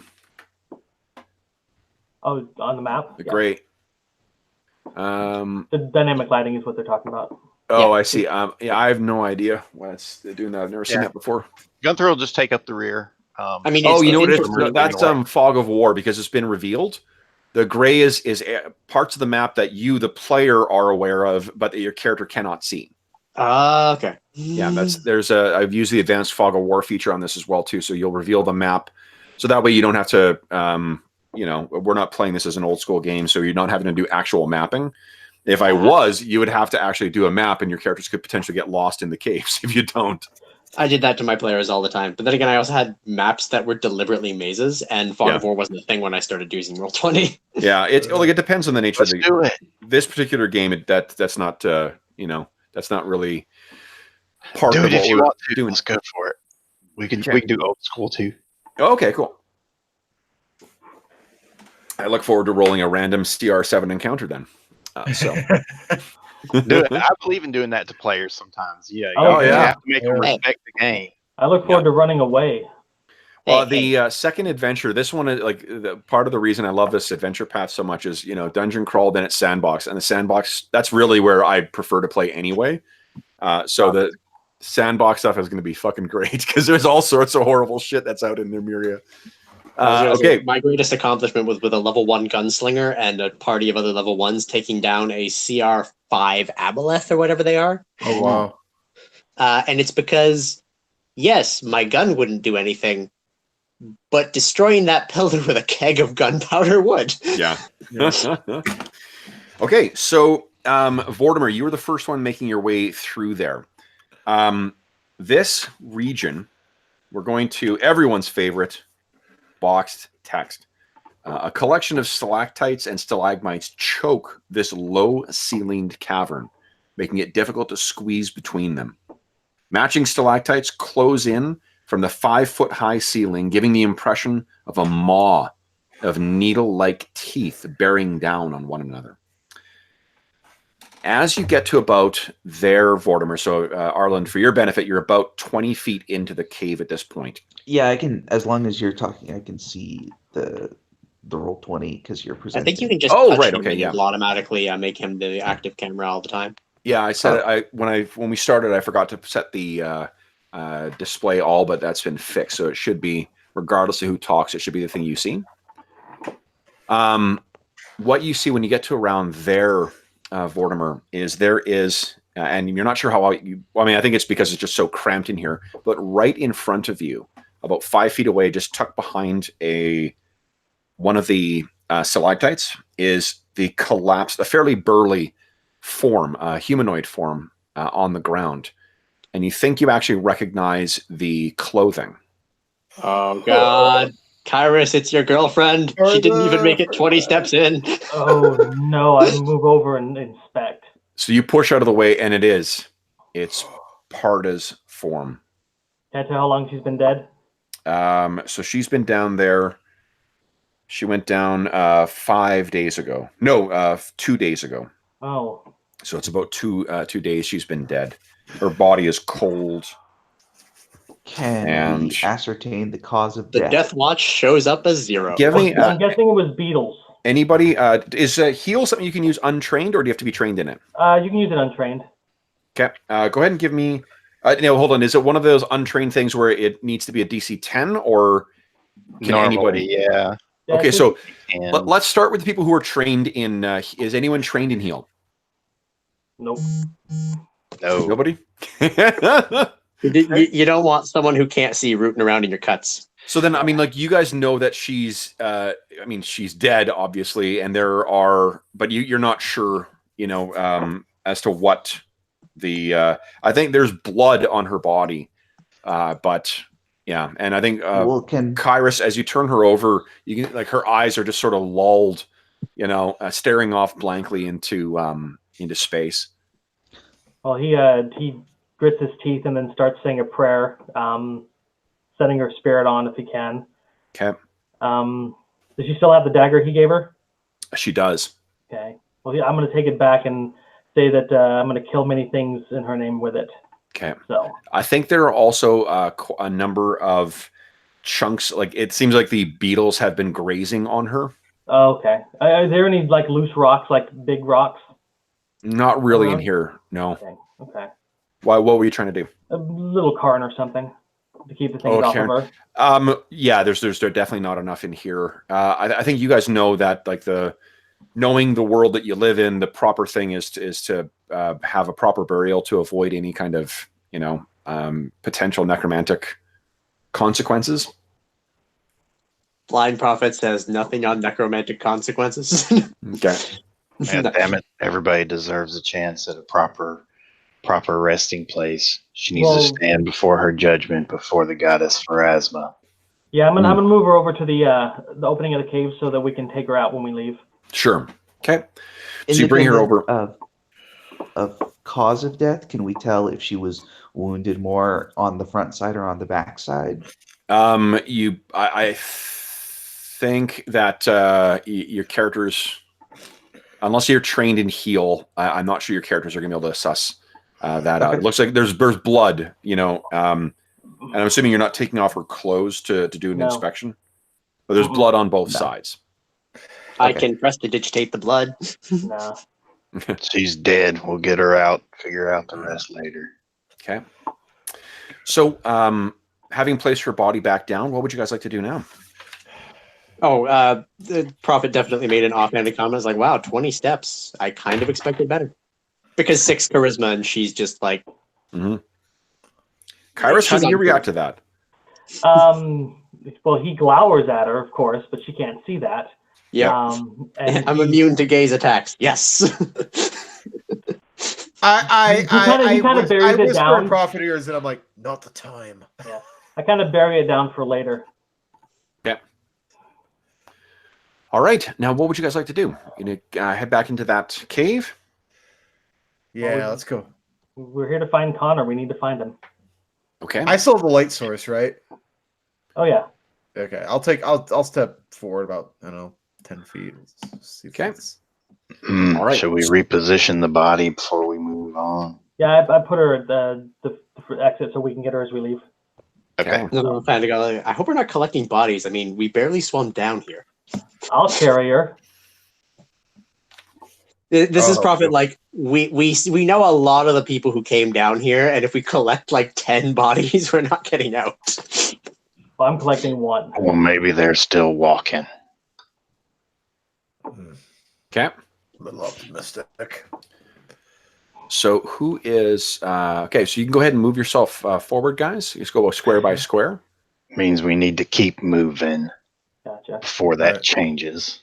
Okay, so you're slowly moving your way through the cave here. Algar, were you taking the point now? Is that right? I was doing Vortimer at point just yeah, because again, Vortimer. I think healthier because than everybody else. he's the scout, and he probably He does could've- restring his bow, by the way. Yeah, Yeah. Okay, give me 1 second. I need to grab one thing. Didn't expect to find Parta so quickly. yeah, I know. Neither did I. It's just part of the job. Beatles. Prophet's gonna get a spear somewhere unpleasant. All right.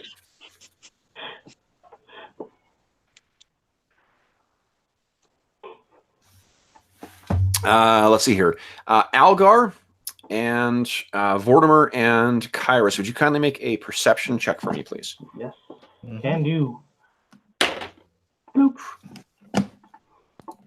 Hey, I can see stuff. Big money, no whammy. Okay. Whoa, There you that's go. pretty good. I was watching that 3D dice go, and I saw the one so close, and I'm just like, not again, not again. I don't see a 3D dice. How do you do that? You can set up. It means that the dice That's results are nice. slower. That's why Oh. there's a delay from some of the people's things displaying. For Okay. me, yeah. Yeah, I realize now. Okay, Well, never mind. I'm not gonna do that. I so like them 'cause they're pretty. all right. So what unfortunately happens is you guys are about here and about to make your way out Yeah. when something happens.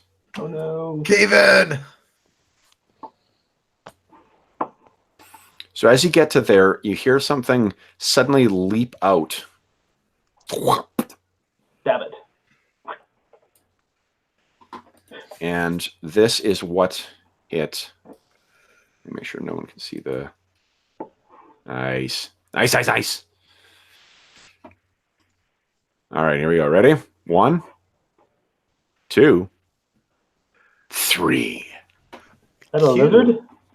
This hideous Oh toad-like my thing god. is suddenly in front of you, and this is what it looks like, guys.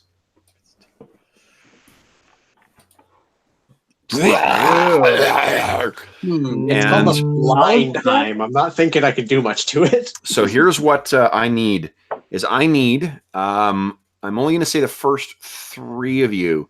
So Vortimer, Algar, and Kairos, would you kindly give me a fortitude save? Okay.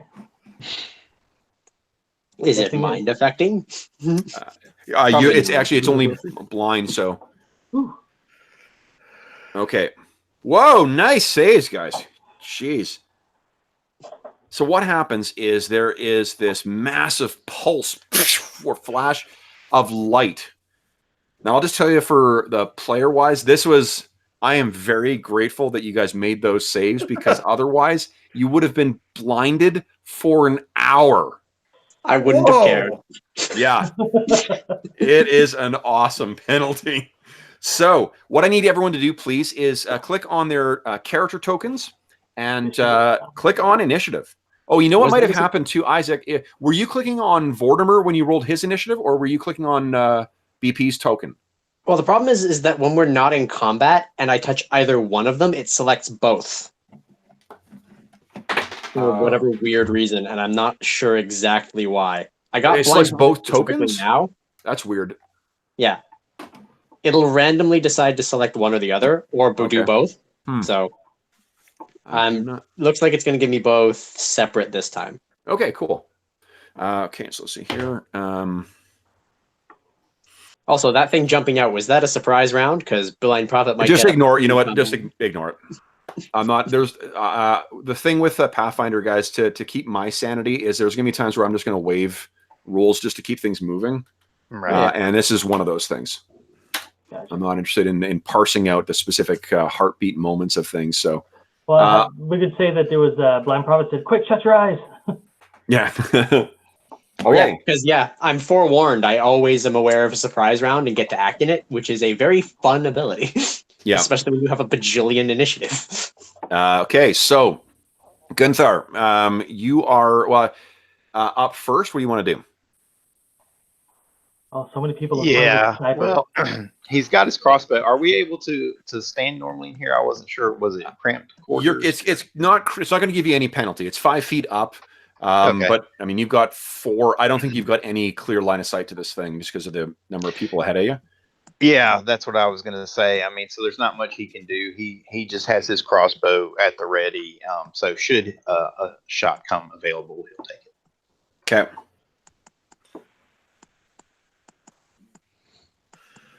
Oh shit. Okay. All right. Then next up is BP. What are you doing?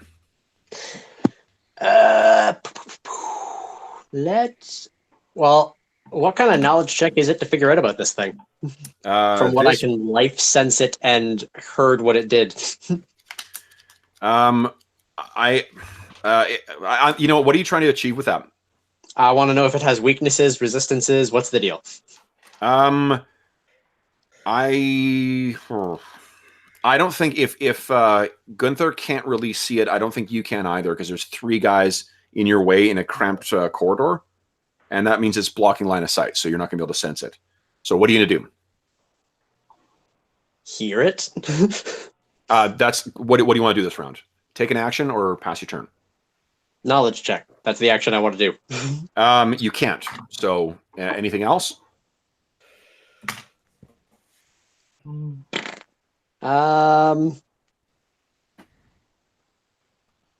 if I don't have line of effect to it, I can't actually do anything. Okay. Kairos, what are you doing? Can I see it? You can, but you're going to have penalties. Okay. Any loose rocks around it that I can see? No. Dang it. I'm just going to reflexively throw a club at it. Okay. It's To got all of us. Yeah, it's going to have some pretty substantial cover. That's his reaction. Okay. He's going to throw a club at it. Club at everything. It says plan A is always throw club. Okay. So let's see here. AC. No, unfortunately. So that is you throw it, and I think it to try and get an angle on it that gets around your allies. There's just not it's not good enough. One day. I'm going to 5-foot step back out of the way and just. I don't think you can actually. Oh, okay, well then I'll just. Yeah. Well then I'll just move behind Gunther, so I'm not in his way. I mean, you could squeeze into that area over there. Oh yeah, you guys can move through allies anyway, so yeah, you could definitely move back. I'll just get out of Gunther's way if you want to get up and shoot it. Algar, what are you doing? Okay, so I want to, if I possible, because I can move through Vortimer without incurring any penalty, right? You can, yeah.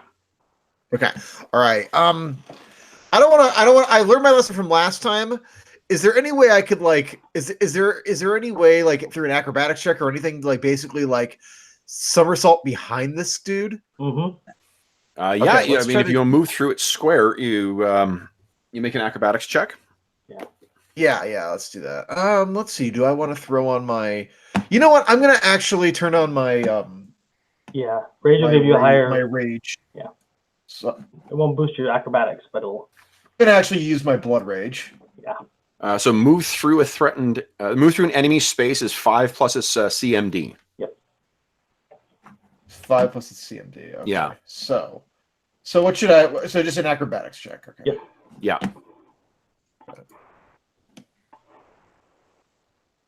Oh, so you move and what happens when you fail? Does it you don't move through it or you just fail? I think You're stuck in the first available square. Okay, so you try and move in. He shunts to a different one. Yeah, and this thing you're not able to get past this thing. Okay. Just hit it. All right. Well, I'm just gonna hit it. I'm just gonna hit it then with what I Okay, have. go ahead and make your tackle. All right. Let's see. So where are we? There we go. That does provoke. If you fail like that though. Oh, does it? Okay, hold It does provoke something. Okay. Well. Okay, hold up. It gets an attack on you. Oh. Okay. Let's see here then. Does a 16 hit your AC? I think it barely does. Let me check that. It does. My AC is. Yeah, it does. Okay. You take. Take 5 points of damage. Oh, as this thing snaps out at you with that massive jaw. Well, plus side, unless it has combat reflexes, we can't do that again. Yeah. Okay. All right. Well, good thing I only have. Wait, do I get a damage reduction for that? If you have damage reduction? If you've got damage reduction, then yeah. I thought blood. I thought that's what. Isn't that what blood rage does? The Later invulnerable on. rager has DR to start. None of the other barbarian variants do. Yeah. You get that higher What level. blood rager does or not? No, Not until higher level. All right. So for some reason, damage reduction's appearing in my on my thing right here, but I don't think that's accurate. Is it DR 0? It says damage reduction. Yeah, 0. Okay, that makes sense. Okay. Yeah. Okay. So that's my first attack. I guess I just rolled. So okay. So then you swing that sucker down. Now I'm looking at the token. So this is something. This game I had originally set up for 5th edition D&D because I have a conversion of this for that. But the tokens still have the hit points from those 5th edition versions. I was like, Jesus Christ, like, you guys are going to die. Yeah, exactly. It has way less than I expected. So, yeah. You get in there, you swing, and while this thing does get a nasty bite on your leg, you kind of kick it off and then stab it with a really brutal strike with your halberd, excuse me. Wow. And it leaves a massive gash along its side. You think you've quite badly hurt this thing. Well, I'm using cleave, so I'm going to do it again. Cleave is only multiple attacks or multiple targets. Yeah, cleave's multiple. Does it? It says, all right. Yeah, it has to be an adjacent foe that you hit with a second one. Yeah. All right, that's fair. I had to learn all about cleave for a build. That makes sense. I mean, I didn't put that in my notes, but that totally makes sense. Okay, so next up is Vortimer. Vortimer's going to play by the rule of cool. Okay. What's he doing? And that is, so this thing can't make an opportunity attack anyway, but I think I need an acrobatics to get over it. So as Algar makes his swing down, and that puts his body mass a little bit lower, Vortimer, bow in both hands, runs up, takes a stepping jump off of Algar to land on the opposite side of this thing. Okay. I'll give you a +2 to the roll for the description. So go ahead and make your. Unfortunately, you will need it for. Come on. Yes! Nicely done. So Vortimer's going to land like 10 feet away from this thing just so that he doesn't provoke from shooting it with a bow.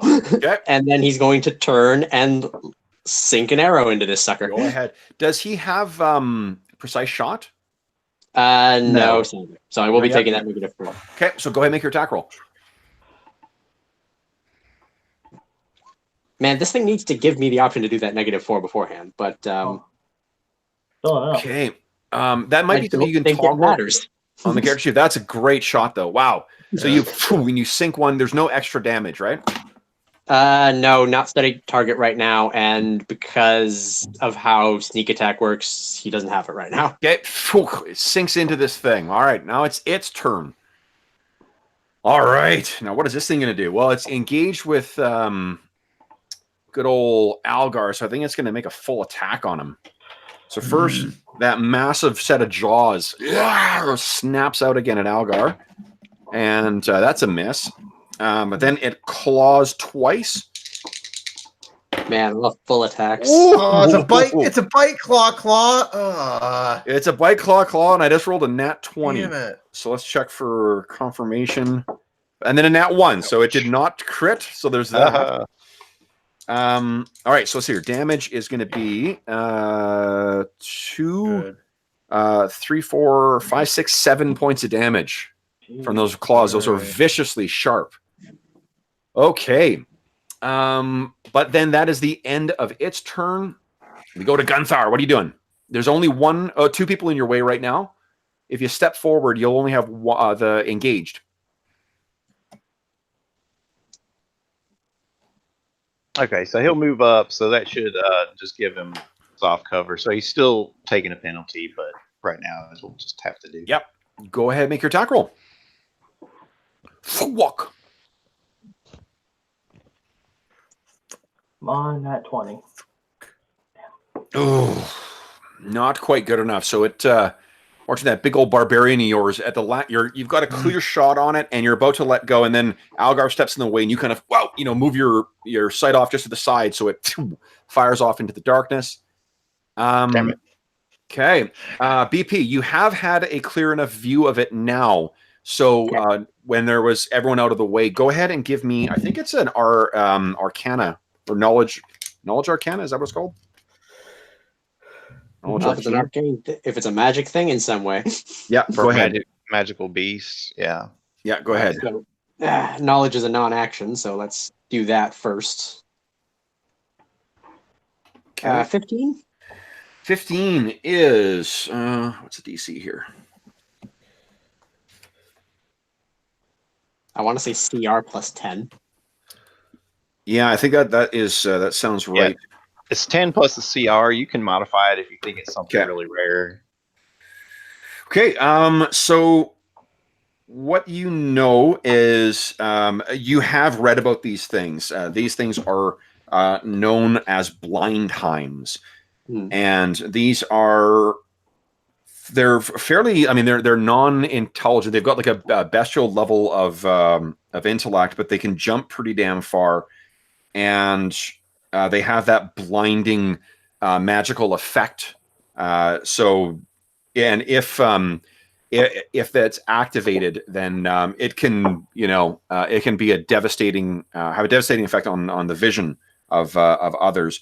It doesn't have any particular vulnerabilities that you know or that you're aware of, and it does seem that it cannot be affected by visual senses. Okay, so nothing visual. You can't flare it. Yeah, flaring would not effective against this. All right, then I'm going to cast Ear-Piercing Scream because it's an auditory evocation spell. Okay. Let's go ahead and click on that. Let's see what it does. He gets a fort save. Okay. Inaudible to all puts. Okay, great. Let's see here. And I think I'm actually going to give it a -2 to its save just because it relies so heavily on sound. Sure. Okay. Yeah, but I rolled a 17 on my save, so yeah, so it goes off. But is there anything negates the daze effect and halves the damage? Okay, so go ahead and roll damage. So 1d6 sonic, I guess. Mm-hmm. He rolled 1. It's in the chat. Oh, it's nothing once. Okay, so yeah. Yeah, and you're supposed to apply the same range penalties that we all do too. So just FYI. It's not a attack bonus though, I think, right? If you roll. If I There's no attack roll for your piercing scream. It's just saving throw. Okay. All right. So one sonic damage because it's halved and minimum 1. Okay. All right. Then next up is Kairos. What are you doing? Kairos is gonna step back into the melee and jab it with a spear, even though there's soft cover in the way. Go ahead. Like, die, you ugly bastard. Die, ugly. No, I didn't get him. Oh, not quite good enough. No. Is it close? Like, would 1 make it hit? 1 would not make a difference. Okay, no. darn. Yeah. Okay. So that's it for my turn then. And Algar, also known as Blindheim food. What are you doing? Oh, okay. So actually, a quick question. I have 4 temporary hit points, probably from my blood rage. I don't think that automatically subtracts. So I put, instead of having be at 15, I put it up to 19. Just to see that's fine. That's fine. Yeah, okay, that's fine. Okay. All right. I am going to rage hit points because they are you gain extra hit points. They're not temporary. Well, and then when your hit points go back to normal, the amount you've taken stays the same. Like you lose pre-existing hit points first. That's why they had to do the Unchained Barbarian and change rules, because barbarians can kill themselves. Yeah, I think the way he set up his rage, he forgot to add the hit points in there. So that might be the. Oh, so how I should just use my regular hit points first and then use my temporary? Yeah. Yeah, because the temporary are removed first when you lose them. Yeah. So when I lose, okay, I think that makes sense. Okay. Yeah. It's weird. Wait, so hold on a second. So when I lose it, that means I don't. So what essentially, raging increases your constitution, and that's where the hit points come from. When your constitution goes down, you lose the hit points that it would have given you, but it doesn't discriminate your taken damage from gained damage. So your total health goes down while the amount of damage you've taken stays the same. So essentially, you lose hit points you still have first and can knock yourself out and even die if you're a higher level barbarian. Yeah. Okay. Don't worry, I got your back. All right, yeah, I'll figure this out later. Hopefully, I'm not going to get to the point where this really matters a heck of a lot. So, There's Yep. feats to prevent it. Go ahead and make your attack roll. okay. Well, Assuming that's I what might you're want to gonna do. I might want to try to get around him again. Okay. So I might let's try to do that because I want Sure, why not? Yeah, I'm tired. I of mean, combating. Vortimer made it look easy. Yeah, go I ahead. know he's inspired. You know. Rule of All right. cool. I will do. Boom. All right. Hey! That is okay. Now, Kairos, you Can I mentioned that you go had over something here? that if someone fails by 1, they'd be able to. I can alter the fates and give him a +1. That's all. So then, give us a cool description of how you motivate him to do that. Okay, so as he starts to leap past it, I can see that it's reacting in time, so that I make a sudden, like a musical scream at it, just like a certain tone of my voice, and cast a spell. It's a swift action or immediate action. Yep. And it's just enough that it should like catch its attention and distract it. Okay, so it's about to like snap on it, and you start shouting, and it, those big, red, vacant eyes look over at you, and you spare him another massive bite. Algar, you have repositioned yourself. Go ahead and make an attack. Yeah, I will. I will do, just because I have it, I will do the power attack with this one. So I take a penalty, and then I At -1 +3. Nice. I thought it's -1 +2. minus He's using a two-handed weapon. Oh no! Yeah. Okay, minus. go ahead and make your attack roll. So do I type in -1 into the? Do I do negative? Yeah, -1 into the attack value. Right. There we go. And then +3 with that. I can add that. Oh, I just had 3. Boom. Oh. Can't help you with that one. Now, I thought it and didn't Algar, matter. you've used your Ferric Fortune already, right? Yeah, I did. Oh, all right. Oh, so anyone else can spend theirs for him if they are so inclined. I'll do it. Okay. All right, cool. So do I get a re-roll then? You do. All right, let's try that. Big money, big money. -1. Mm. Come on. On, Ferric Fortune. 3. Damn. God! Denied. Oh, Same shoot. result, lower damage. So while you did this incredibly showy way of kind of rolling over this thing, when exactly. you swing, you found you've thrown yourself off balance and you slam up against the wall. Vortimer, what are you doing? Vortimer's going to do like a little triangle movement, so he doesn't need to acrobatics again. So he's going off that wall with just a small jump and then to here. Okay. Taking out the longsword in the meantime, because that's flanking and sneak attack bonus. Hell yeah. Go ahead and make an attack roll. Pip. Oh, God. Do Slayers get sneak attack at first level, or is it second level? Slayers? I don't actually know, because I'm not playing this Slayer. Pathfinder Slayer. I can't remember. Only because I'm wondering if this is the first time Vortimer's used his sneak attack. Oh no, they only get It's it at the third definitely level. the first time. It's the third level he gets it. A third level gets it. Okay. Yeah, Slayers are like ranger rogues, so. Okay. Out of the way. So yeah, no sneak attack yet. But make sure, yeah, should be good. It still gives you +2 to hit. Okay. Go ahead and make your attack roll. Wow. Oh, God damn it. Oh. Now Vortimer would have his own Ferric Fortune as well too. Did you want to spend that to re-roll, or? Yeah, I'm wasting his thing. Okay. What the hell? The fortunes are same result. unaligned. Holy shit. Oh man, Well, it's more flanking like bonus anyway. is Ferric photocopying. Okay, so I guess that's the end of Vortimer's turn, which means we go to the blind time. Now, let's make a roll. Who is seeming to be more of a pain in the ass to it? This android or this barbarian? Algar, do you want evens or odds?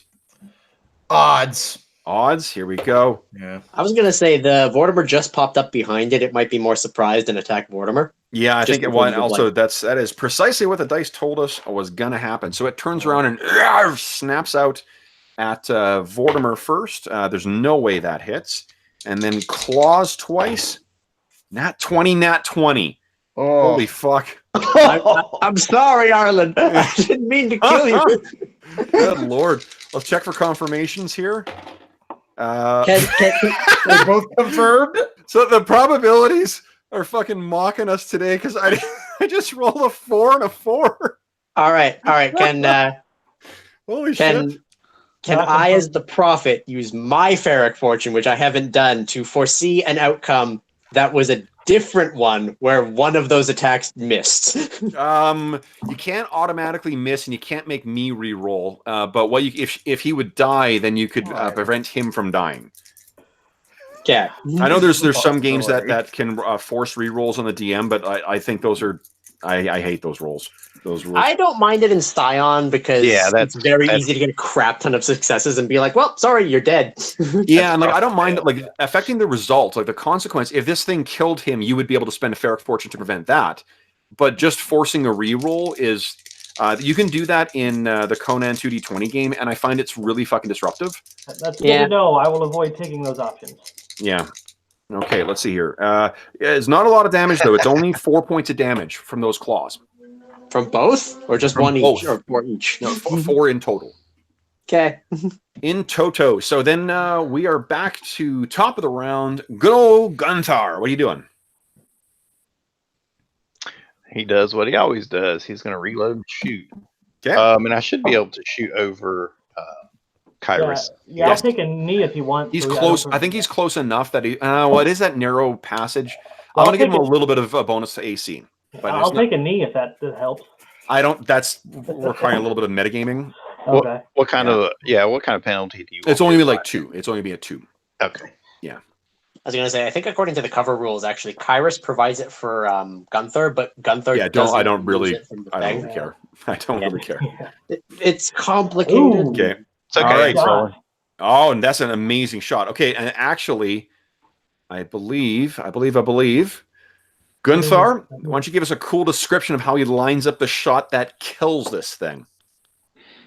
Okay, so he reaches out, puts a hand on Kyrus's shoulder, and lays the crossbow across it to steady it. Yep. And staring down over the bolt, he releases it with a breath. Crossbow flies through its eye. Bolt flies through its eye. And it falls to the ground, dead. Nice. Okay. Now. Let's see here. Wow. So I need to take just a 2-second break, guys, to go to the washroom because I've had far too much fucking coffee. And then we'll talk about what you guys want to do. Okay. Right back. Yeah, I'm definitely going to heal Algar. Okay, so yeah, so about the temporary hit points. Yeah, so, turn off your rage bonus, and we'll see if your hit points change. That'll answer a lot of questions. That'll probably do it. Yep. It goes from 20. Yeah, so it included your hit points. So yeah, you don't get temporary hit points as a blood rager. I see what you're saying. Yeah, dead. All right, cool. So Yeah. Because the only rage that gets temp HP is the Unchained Barbarian because they decided to try to fix the fact that higher level barbarians kill themselves. yeah, and don't worry too much about it. Starting at 3rd level, I'm going to start being able to increase the amount of healing you can get while in a rage, so I can heal you even more once rage powers are shared. Yeah. So, like blood ragers don't get rage powers, but you will because there's a skald in the party. Cool. So I can't remember what the feats are, but there's a line of feats that basically says you're a barbarian or blood rager. When you lose the hit, you don't lose the hit points or something like that. Okay. Sorry about that, guys. sorry. Yeah. All right. Okay. So, what do you guys want to do now? You can now that thing has fallen. You can see that there is a little cave that seems to be nestled down on the east side there. And Vortimer, you can see that there is a watery passage to your left as well. Fairly narrow. I'm going to lay hands on Algar real quick. Oh, yes. Ooh, nice roll. How'd you do? 10. Hot damn. Yeah, look at that. Green down there. I'll take it.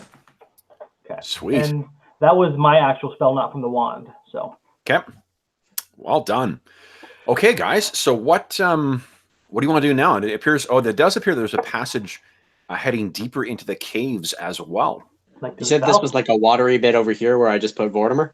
Yes. Yeah. And that's like might be a passage. It's like, hey, Kairos, you've got your stick. Can you? How deep is this? Okay, yeah, I'll walk over there and give it a poke. Sure. So that only goes down about maybe about 4 or 5 feet. At the very deepest, it's about 5 feet on the far northern tip there. Like chest level. Yeah, and then there is a very rapidly narrowing passage that heads down in that direction. Now, in the pool, what you also find is a mostly eaten body. You kind of stumble across that as you're stepping into the water, Vortimer. And when you Death pull Watch, it out, there's something dead down there. yeah, what you can find is that while about half of this body has been consumed, you recognize the trousers as one of the members that joined Connor on his second expedition. They would Oh have gone God, was along it with that Carter. thief I don't like? No, not you, not him. Geralt Sonder. Yeah. I was hoping for one light at the end of the tunnel of more dead people. One is intact though. Is there are there's like a utility belt on there that has 2 potions hanging from it, as well as some coins and a unholy symbol of Xiphus. Well, what are you waiting for? Fish him out.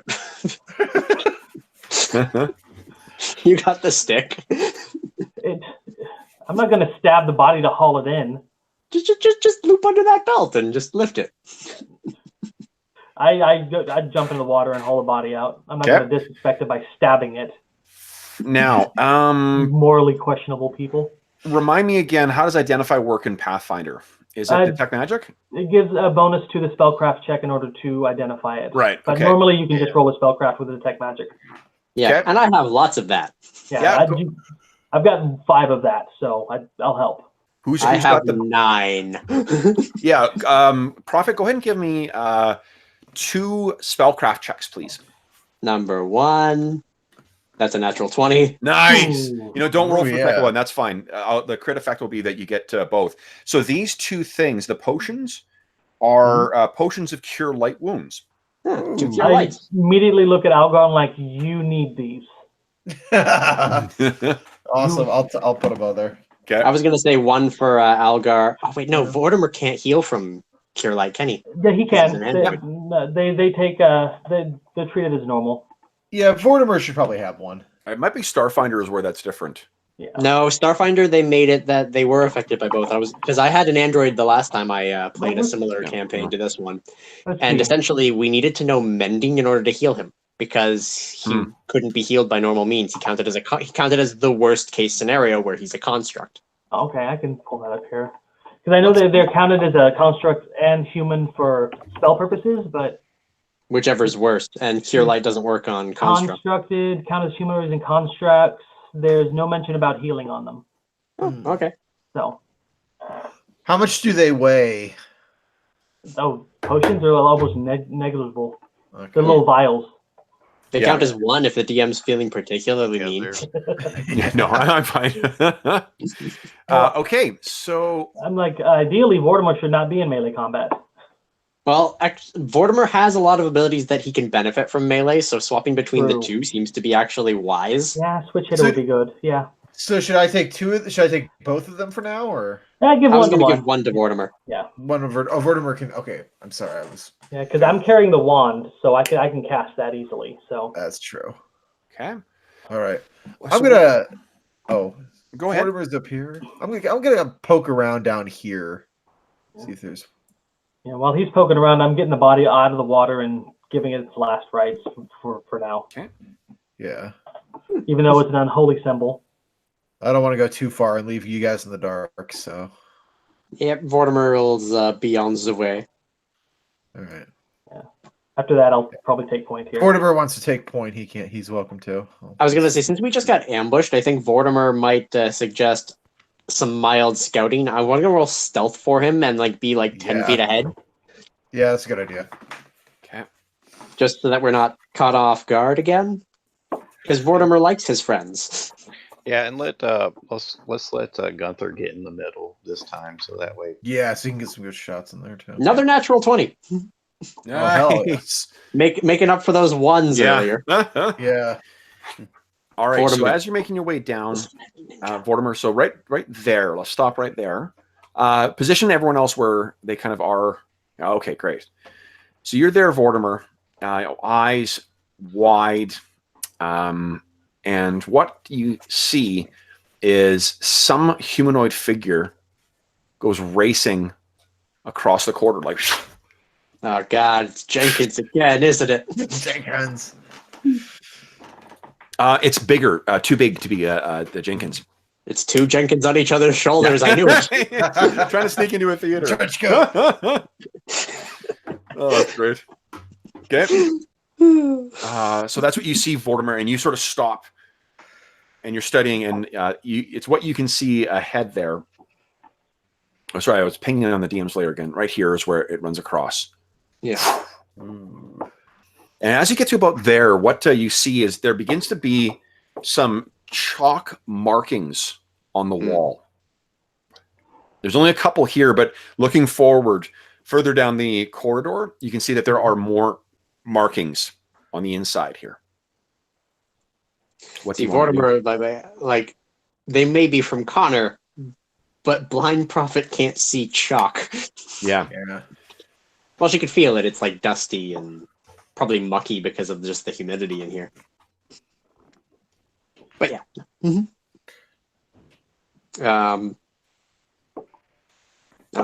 He gives a brief warning about it in his normal monotone, like, "Hey, someone's drawn." Okay. Does he say anything about the Vortimer? Is the only one who saw that thing run across? I imagine the second that happened, he probably raised his hand to like tell everyone to like hold for a second, just because it might be something. Okay. Is there any way to confirm what it was for Vortimer, or? It's gonna be give me a perception check. It's gonna be pretty tricky, but he is quite perceptive. So let's see how he does. We'll interpret from that. I'm making up for the one. Wow. Good Lord. What are the odds? Okay, so Well, considering I think something like 2%, maybe 1.25. 5% for the first one, and then these multiply, so it's Yeah, 5% times 5%. 5% times 5%. Times 5%, so it's infinitesimally small. Like I said, unless you're playing a role-playing game, in which case, we had there's an old game that was published in the 90s called Immortal, which is kind of like a spin-off of the war, or it was an imitator of the World of Darkness games. And we played it, and we had someone who rolled double zeros on a percentile dice 3 times in a row. That resulted in a weird it's like an urban fantasy thing. And it was such to the point where he failed so catastrophically that when he looked at things, they would turn to stone. So his character, and we were role playing because we were all playing. There was like 10 of us playing this game together, mostly in Theater of the Mind stuff. The player was wearing a balaclava the whole time. It was crazy. Anyway, but that game had like one of the most like incomprehensible like set. Which Immortal, or I'm actually kind of amazed that you guys figured out what this game was even about. Oh no, like the game, it had a lot of neat ideas, but it was totally unintelligible.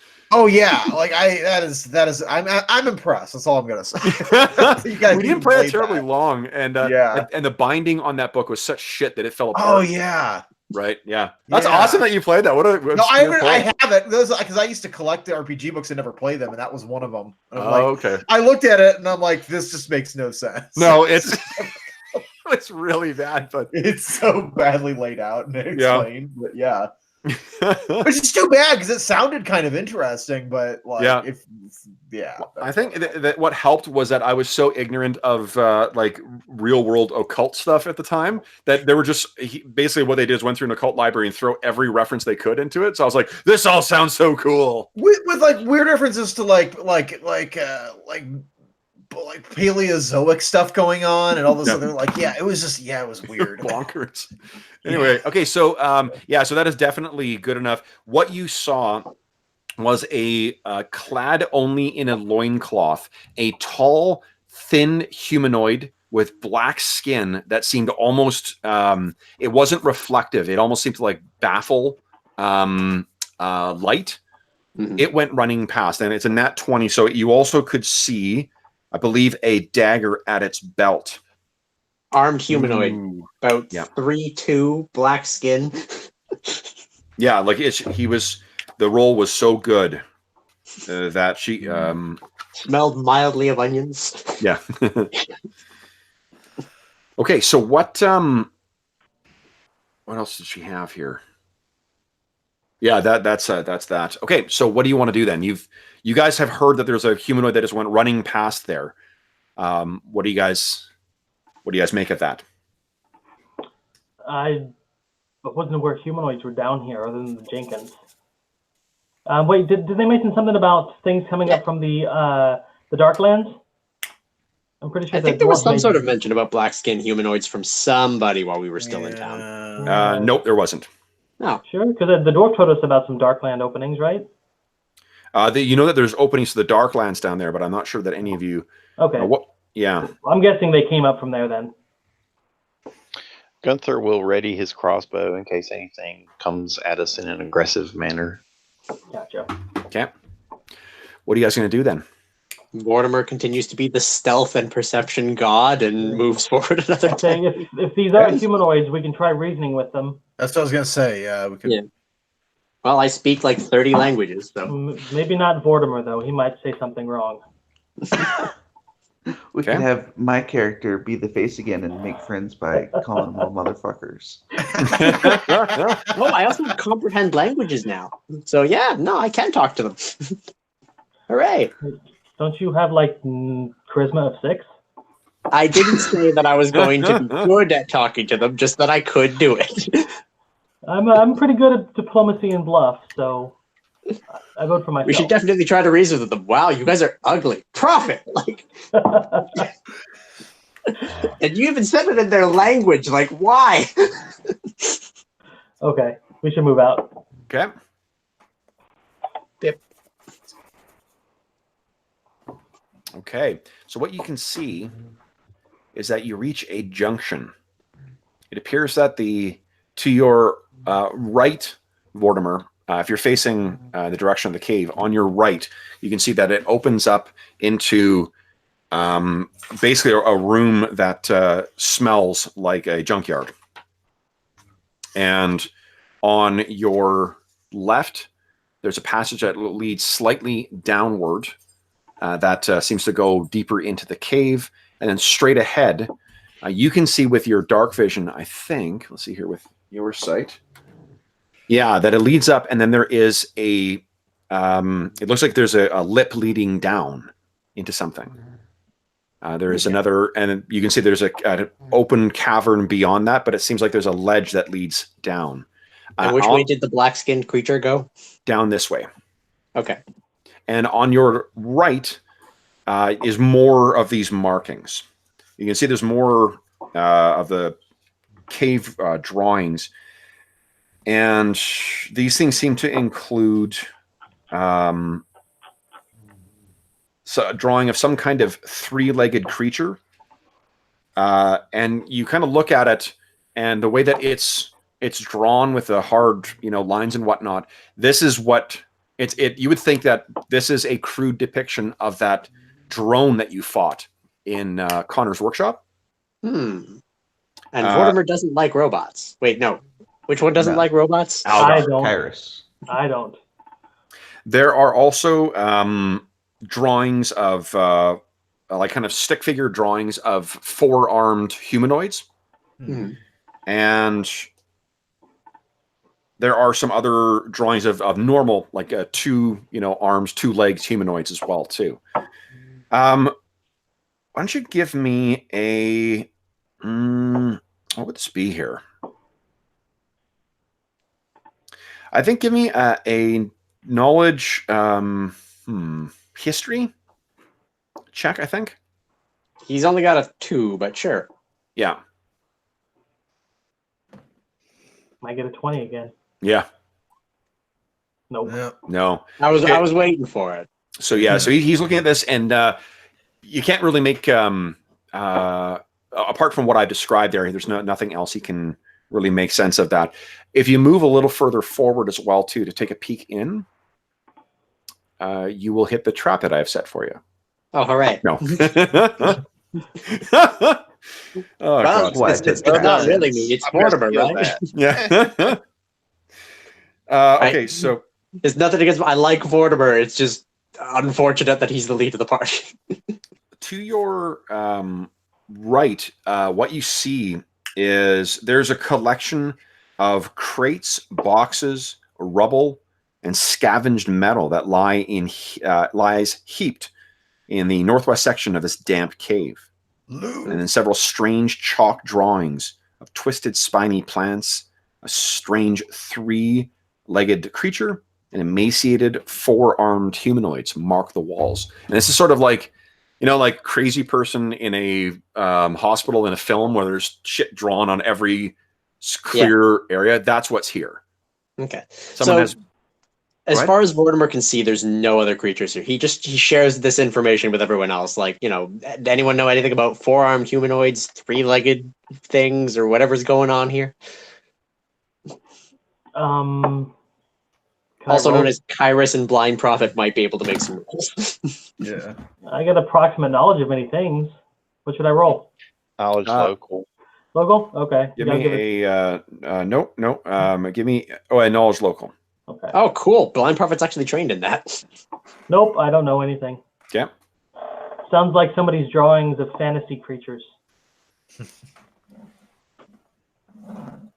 Holy there we cow. Whoa. Boom. So what BP, when this has been described to you, what you hear or what you recognize is that somewhere in the waste, like Numeria is a wondrously diverse place. There are creatures and species that are found in this region that are not found anywhere else on Golarion. That is exactly how she's describing it to everyone else, by the way. Like, this is a magnificent land full of creatures. And then, she's got, 3 theories. So, and one of those species, you've heard of, you don't know the name of it, but there is one species that makes the, that has been found out here that does have, well, actually there's 2 species you can think of that have these 4 arms. Yeah. You actually heard of one that seems to be in Hadrothekatos. In Hadrothekatos, there's some unusual 4-armed creature that is supposed to be a master alchemist. You don't know his name. You've never met the person, but that's so. I mean, it would be strange that species would be depicted here. You don't know anything further about it, but it may be depicting some kind of Numerian species that that others have seen. Yeah. So there are things like this in Nemethakatos, and I said not completely butchering that name. So it could be something to do with that, but there's more than one 4-armed creature roaming around Numeria or Numeria. Interesting. Can we glean the age of these drawings? I don't. They're not. If you smudge them, these are not like Paleolithic drawings. They are relatively recent. How fresh and how bright the chalk is tells you that it's something relatively recently. So running my thumb over it, they're dusty still. Well, it's that it comes off. It's not been caked on and then had other sediment that's gone on top of it. Yeah, and considering the fact that we're in a damp cave, again, it would have turned to mush or solid. So, Okay, Arlen's got to head out. Arlen, have fun in Prague. Have a great vacation. Yeah, fun. I won't kill you, I promise. Yeah, take care. I've only got 30 minutes to not kill him. Then I'll have succeeded. Okay, so what are you guys? What do you want to do? Examine the crates area because it looks like a dead end. Okay, so why don't you give me? Do you want to take a 20 on that, or do you want to just take a quick kind of glance? Taking a 20 is another excuse for BP to cast her stuff again, so might as well. Okay, so guys, while taking 20 takes what, 10 minutes? It's the time it would take to do the check normally times 20. Times 20. And you also, in theory, fail multiple times. So if there's a failure option, then Consequence, it yeah. also triggers. Well, I think you can't. Yeah, you can't take the 20 if there's a consequence from failure. Is there? That's correct. Yeah. Yeah. So okay. So then what? Let's see here. One turn. There's what? Like How if many there's a rounds? trap, you're not allowed to take 20, basically. 10. No, yeah, that won't be a consequence Yeah. here. Can't take 10, but yeah, not 20. So let's see here. Then you take a 20. The time wise, it would only each perception check is only 6 seconds, right? So it's Something like that. 2 minutes. Yeah. So okay, so for the 2 minutes that Vortimer is sort of rooting around in that stuff, describe for me what the rest of you guys are doing. We'll move Vortimer up and into the area here. You guys can Keeping position watch. yourselves. Yeah, Since because bear in mind, going like, to take 2 minutes, and my range on detect magic is like 60. I'll cast detect magic because then it'll let me see basically down all 3 of these hallways for magic. okay. I- So you're wait, are we positioning looking- yourself out in the open, a ready target for anything that can see you. Got Yep. it. Okay. Awesome. But hey, I have forewarned, so I'll see it coming. They don't get a surprise round. I'm gonna move down here and just keep point and I'll keep point on one of the other entrances. Yeah, I'm gonna- here. yeah. Okay. Don't want anybody surprised. Okay. Yeah. All right. So after searching around in the rooting around in the rubble, what we find is there's really actually nothing of value. There's tangled wires. There's fragments of what might have been some kind of meaningful technology at some point, but it's been so damaged or degraded over time that it doesn't have any function left or any value to it. In total, what you find is 7 silver discs. Ooh. That's like 7 platinum pieces. There you go. And that's 1 each, with 2 left over. Uh-huh. Which Okay. Vortimer looks for them, we'll give them the Vortimer. For now. Algar, would you give me a perception check, please? Sure, I can do that. Perception.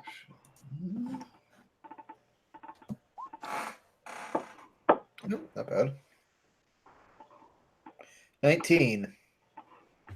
19. Okay. Okay. So what as you're from where you're standing, you can. There's a stink coming down from over here, and they're getting closer. It's very, very faint, like that kind of thing where you can like taste it sort of at the back of your throat. And if you step in a little closer down that corridor, you can tell that the odor gets a little stronger. Did you say it was approaching? No. It's a scent.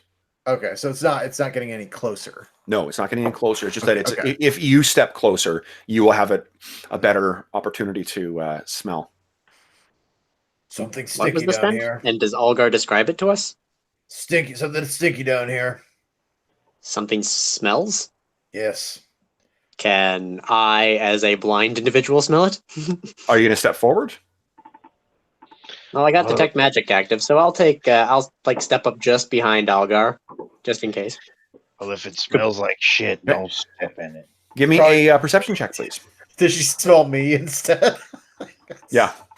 Yeah, exactly. That doesn't Like smell 8. bad. Okay. Yeah. You're not sure what he's talking about. Maybe you need to step a little closer. No. Yeah. I want to go Okay. check it out. So, are you going to head down? I'm gonna head down. Yeah. Okay. Oh, So, Lord. as you step in 5 feet closer, what you suddenly notice is that it gets about Celsius wise about 5 degrees colder. That's cold. Yeah.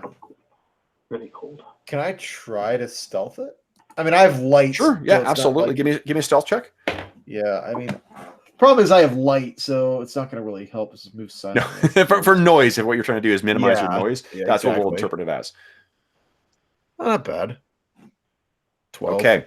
So as you step closer along there, it's cooler definitely as you're moving your way in. The temperature drops noticeably in the passage, and you can actually see that there is a rime of white frost that lines the walls and the floor leading into the cavern. and beyond seems to be a light layer of brown dust that carpets the cave floor beyond. And along the wall here, right against the base there, there is a body that slumps up against it. Now, I'm Is going it covered is it covered with that stuff? I'm not there, what? but It is, yeah. It's Is that stuff alive? let's That's see watch here. 30 feet. Is it was it dust. But body's like right here? I'm pinging. You know what? You can. Would you give me either Algar? Or do you have knowledge dungeoneering or survival as trained? I have survival. Give me a I have survival check, will dungeoneering. ya? Yeah. Okay. So you recognize this dust. This is brown mold. What does that mean? It is I know an the- I know what the- insidious infection, a fungal infection that basically feeds on light, on heat. Including the heat of living things, I assume. Yeah. Okay. Yeah, and looking down, the brown dust has not covered quite everything on this figure, and you recognize the clothes. The clothes belong to Geralt Sonder. Yes. BP, you're gonna be happy. You're gonna like this. I am. I think that Gunther may not. Is it a tome of knowledge? Yeah. He says that I'd like it. I'm going to go check it out. Oh, that's What right, is it? Gunther. Because that's right. I forgot Gunther was his. Okay. Yeah, his best friend. Yeah. I'm gonna. As BP's checking it out. Death Watch. I just see a dead body. Well, That's actually, right. no. I think we've said that people's life forces were unique, so Geralt's would be unique even if it's not there or absent. I know the shape of Geralt. I think you would have heard. I think Algar will say, just said out loud, Geralt, and you recognize like, oh shit, yeah, that's who that is. Yeah. Ha! He deserved it. Greedy son of a bitch, says the one who claimed to only be going on this quest for money. Yeah. Damn fool. I put my hand on Gunther's Profit. shoulder. Okay. What do you The other say? thing is the main reason that Blind Sorry. Prophet doesn't care is because, remember, he's kind of a reminder of her old style of life. So she knows the old her sucks and would deserve something like this. He knew better. He should have got out. So Gunther asks, what's this brown mold do if we get close to it? Sucks the heat out of you. I don't know. Tell me about it. Brown mold sucks the heat out of you. I meant other Don't than that, I touch was it. going to roll a dungeoneering. Yeah, So Gunther you're- wants to should take be- a look at the body. Yeah. If you're trained in dungeoneering, go ahead and give me a roll. I am. AP, yeah. 10 is not good enough, actually. Darn. I'll take my hand at it. I don't remember, but anything saying mold is generally bad. We shouldn't go that way. Here's what you know.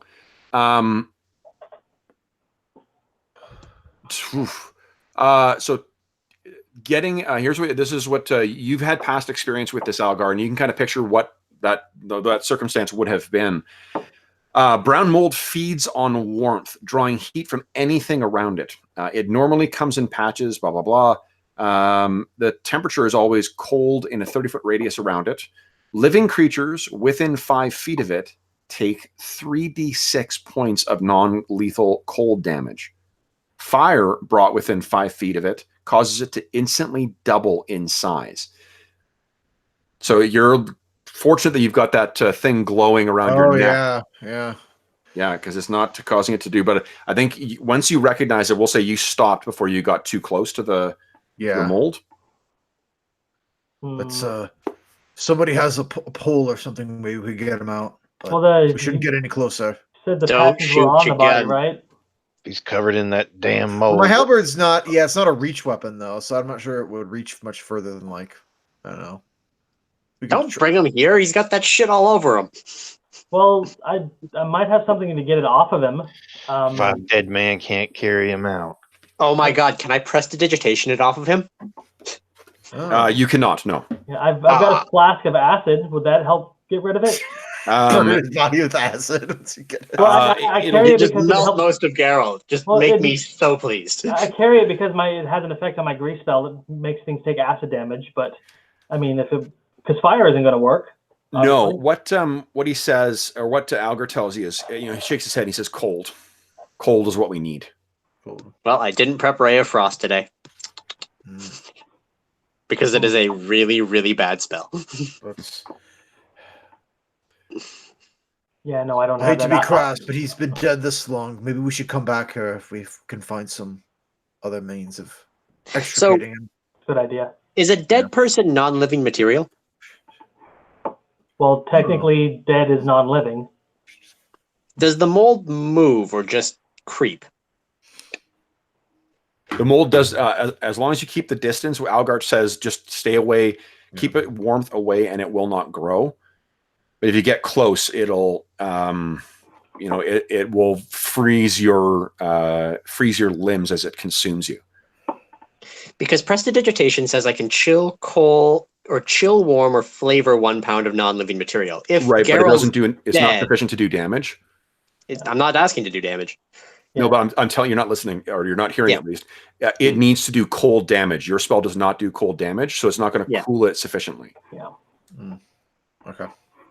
Yes. I was also wondering if I could warm something else that would draw it away if it moves. So that's why I'm also What asking Algar that. tells you, it doesn't move; it grows. Okay. Let's Yeah, we should leave the body alone until we can deal with it. let's figure out we'll figure out something later. Anyone have craft alchemy at all? I have craft arms and armor. No. No. Okay. Your gunslinger has it, of course, one of his new craft skills. So I Nice. mean, you know that like alchemist, what is it, alchemist ice, or whatever the cold equivalent of alchemist fire is. That would absolutely wipe this like patches of the shit out. Okay. All right. You know what? Come back with some alchemist ice. I've been saving my ring slot, but if we really want to get Geralt's body, I can use it for a cantrip Ray of Frost. Save it, Nice. save it until we come back. We have to come back anyway. Yeah, we'll be back here. Well, Yeah, and he to was put it in He's the context of your waited characters, this long. He can wait a little longer. put in the context of your characters as well too. You did just see something run deeper into the cave, so something has forewarning that you guys are coming. Apparently, That's true too. That's Yeah. true. Good point. That's why I didn't join you guys down there. It's the true stars of the show. yeah, exactly. Stop stealing my script. Sorry. Okay. All What do right. you guys want to do? If I haven't used the ring slot, I can Ray of Frost him, and we can add him to the bodies we're gonna bring back. Where'd Vortimer go? He's searching barrels. Yeah, Oh, he's over here. he found those. He found all silver those discs. silver discs, and he's like, "Hey guys, look, I found things." Shinies. All right. He's probably like licking the backs or something. Okay. He's not All right, special. I'll take He a doesn't look lick down batteries. here then. Okay. I'll follow behind him. Yeah. All right. So as you carefully make your way down there, give me 1 sec. Just hold up moving your guys for just another second. I love how I got left behind. You all just like squeezed in, and I'm just like, "Hey, I thought I stood in the middle." Have any of you listened to a podcast called The White Vault? No. No. Sounds vaguely familiar. So it's something that's out. It's a horror scripted podcast, and it's not normally something I don't really listen to a lot of scripted podcasts, but John Rogers, the guy who wrote Leverage, was the showrunner on that. He recommended it, and it's pretty fucking cool. But it's got well, actually, I won't spoil anything for it. But this reminds me of it to a degree. It is definitely worth checking out. It's got 2 seasons of it, and it's pretty good. Let me just move some stuff here.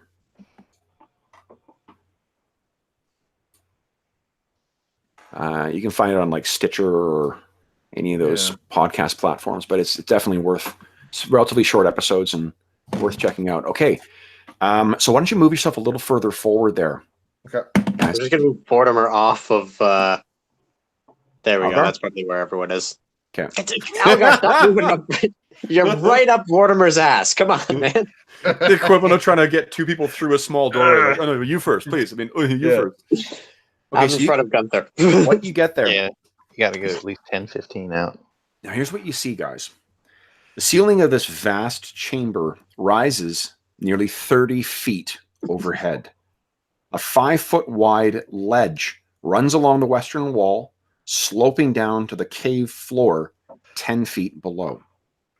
4 ramshackle huts made of what appear to be strips of metal, hides, and some sort of fibrous plant material sit in the cave, while to the south gapes a darkened pit. That's right over here. And that's where we call the session for this week. Not quite. Oh, You guys, so you're looking down. You can't see anything else. What do you guys want to do? The pit was where did you? Can you ping the pit again? Sure, right over here. Oh, hold on. Am I on the DM's layer? No, I'm on the object. Right over here. Oop. Yeah. There we go. the thing that looks like a hole. Death Watch. Is there any can I see signs of life there it through is. the cracks in those huts? Nope. And are there tracks? Our tracks. Vortimer's the first one who could roll. Vortimer's got survival. Go ahead and give me a survival check for Vortimer, please. It's gonna be very difficult to because it's a load 2 cave. different character sheets. Yeah. I feel like I'm running the game. Just because this was the entirety of my Wednesday with Scion, was trying to shuffle between 5 enemy character sheets all at the same time. It's honestly, when I first started Did I using accidentally roll Roll20, perception? I think when I I did. first used it, I used to enter NPC and enemy stuff into the game, and I realized it was just too fucking cumbersome. So I do everything in print now on my side. Yeah. Keep it in front of Just me. do it live. Yeah. How did I miss twice? I hate Oh. touchscreens. That's Vortimer has how you- percepted. He has swam, but he has not He's survived. He's like a Come on. malfunctioning robot. Pretty much. I mean, he is kind of a robot. I got the same role, but different Yeah. end result because it's his survival. Okay. So I don't think 19 is quite good enough. It looks like something's been moving through here, but you can't identify what it is. What you can see probably is there are bare footprints that are the size of a human. Human tracks. Yeah. And then as you Fellow wanna- human tracks. right now, Vortimer is standing in that entranceway, looking out, and then there goes down 10 feet to where all those are the huts, and then there's leads over to that big hole in the ground. Does he want to move forward, or does he want to kind of check with his allies before moving into that cave? I mean, Vortimer always seeks the approval of others. So what does he say? Hey, there's some huts. Maybe. Oh my god, I don't know why I defaulted to a Pizza Hut joke, but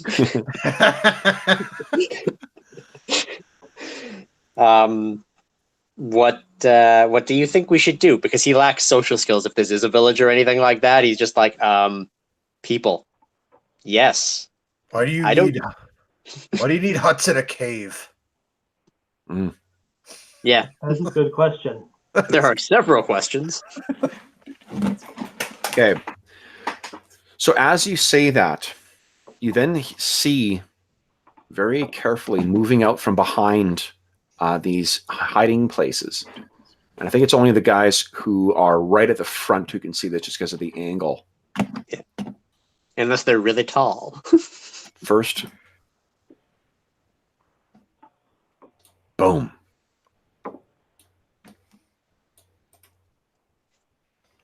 Boom. Zoom. And what they look like They look like they have evil faces. Evil squished faces. is this. Well, that doesn't look as bad as these It looks tokens so make it out bad. to be. I mean, if it wasn't carrying 30 knives. Now, they step out and they stand in silence at first, waiting to see what Vortimer's reaction is going to be. Vortimer opens his mouth, Hello, friends. and we'll see what he says in 2 weeks' time. Nice. Ah, man. Hey, you I don't get to fuckers. pick what he says in 2 weeks' Okay. time. So let's get out of the game here and commence with the outro. Okay, I'll stop sharing screens. And is the camera working again? Come on, you. Run, you little horse. Hey, there we go. All right. So for those listening at home, thanks so much for joining us for episode 6 of the Iron Gods Adventure Path. As always, if you have any comments, questions, or concerns regarding the session, please don't hesitate to leave a comment in the comment section below, and I will endeavor to respond in a timely fashion. Alternatively, you can reach me on email at dungeonmusings@gmail.com, or you can find me on Twitter at dungeonmusings. You may also notice that there is a link in the description of the video to something called Heroes Save Villages. And from the time of recording until July 1st, 2019, we are running a charity raffle. And the raffle benefits the SOS Children's Villages International Charity. And the way it works is for every $25 that you donate between now and July 1st, you'll be entered once in our raffle draw. Now, the prizes that we have available. The grand prize is a copy of Beetle and Grimm's Platinum Edition Waterdeep Dragon Heist box set.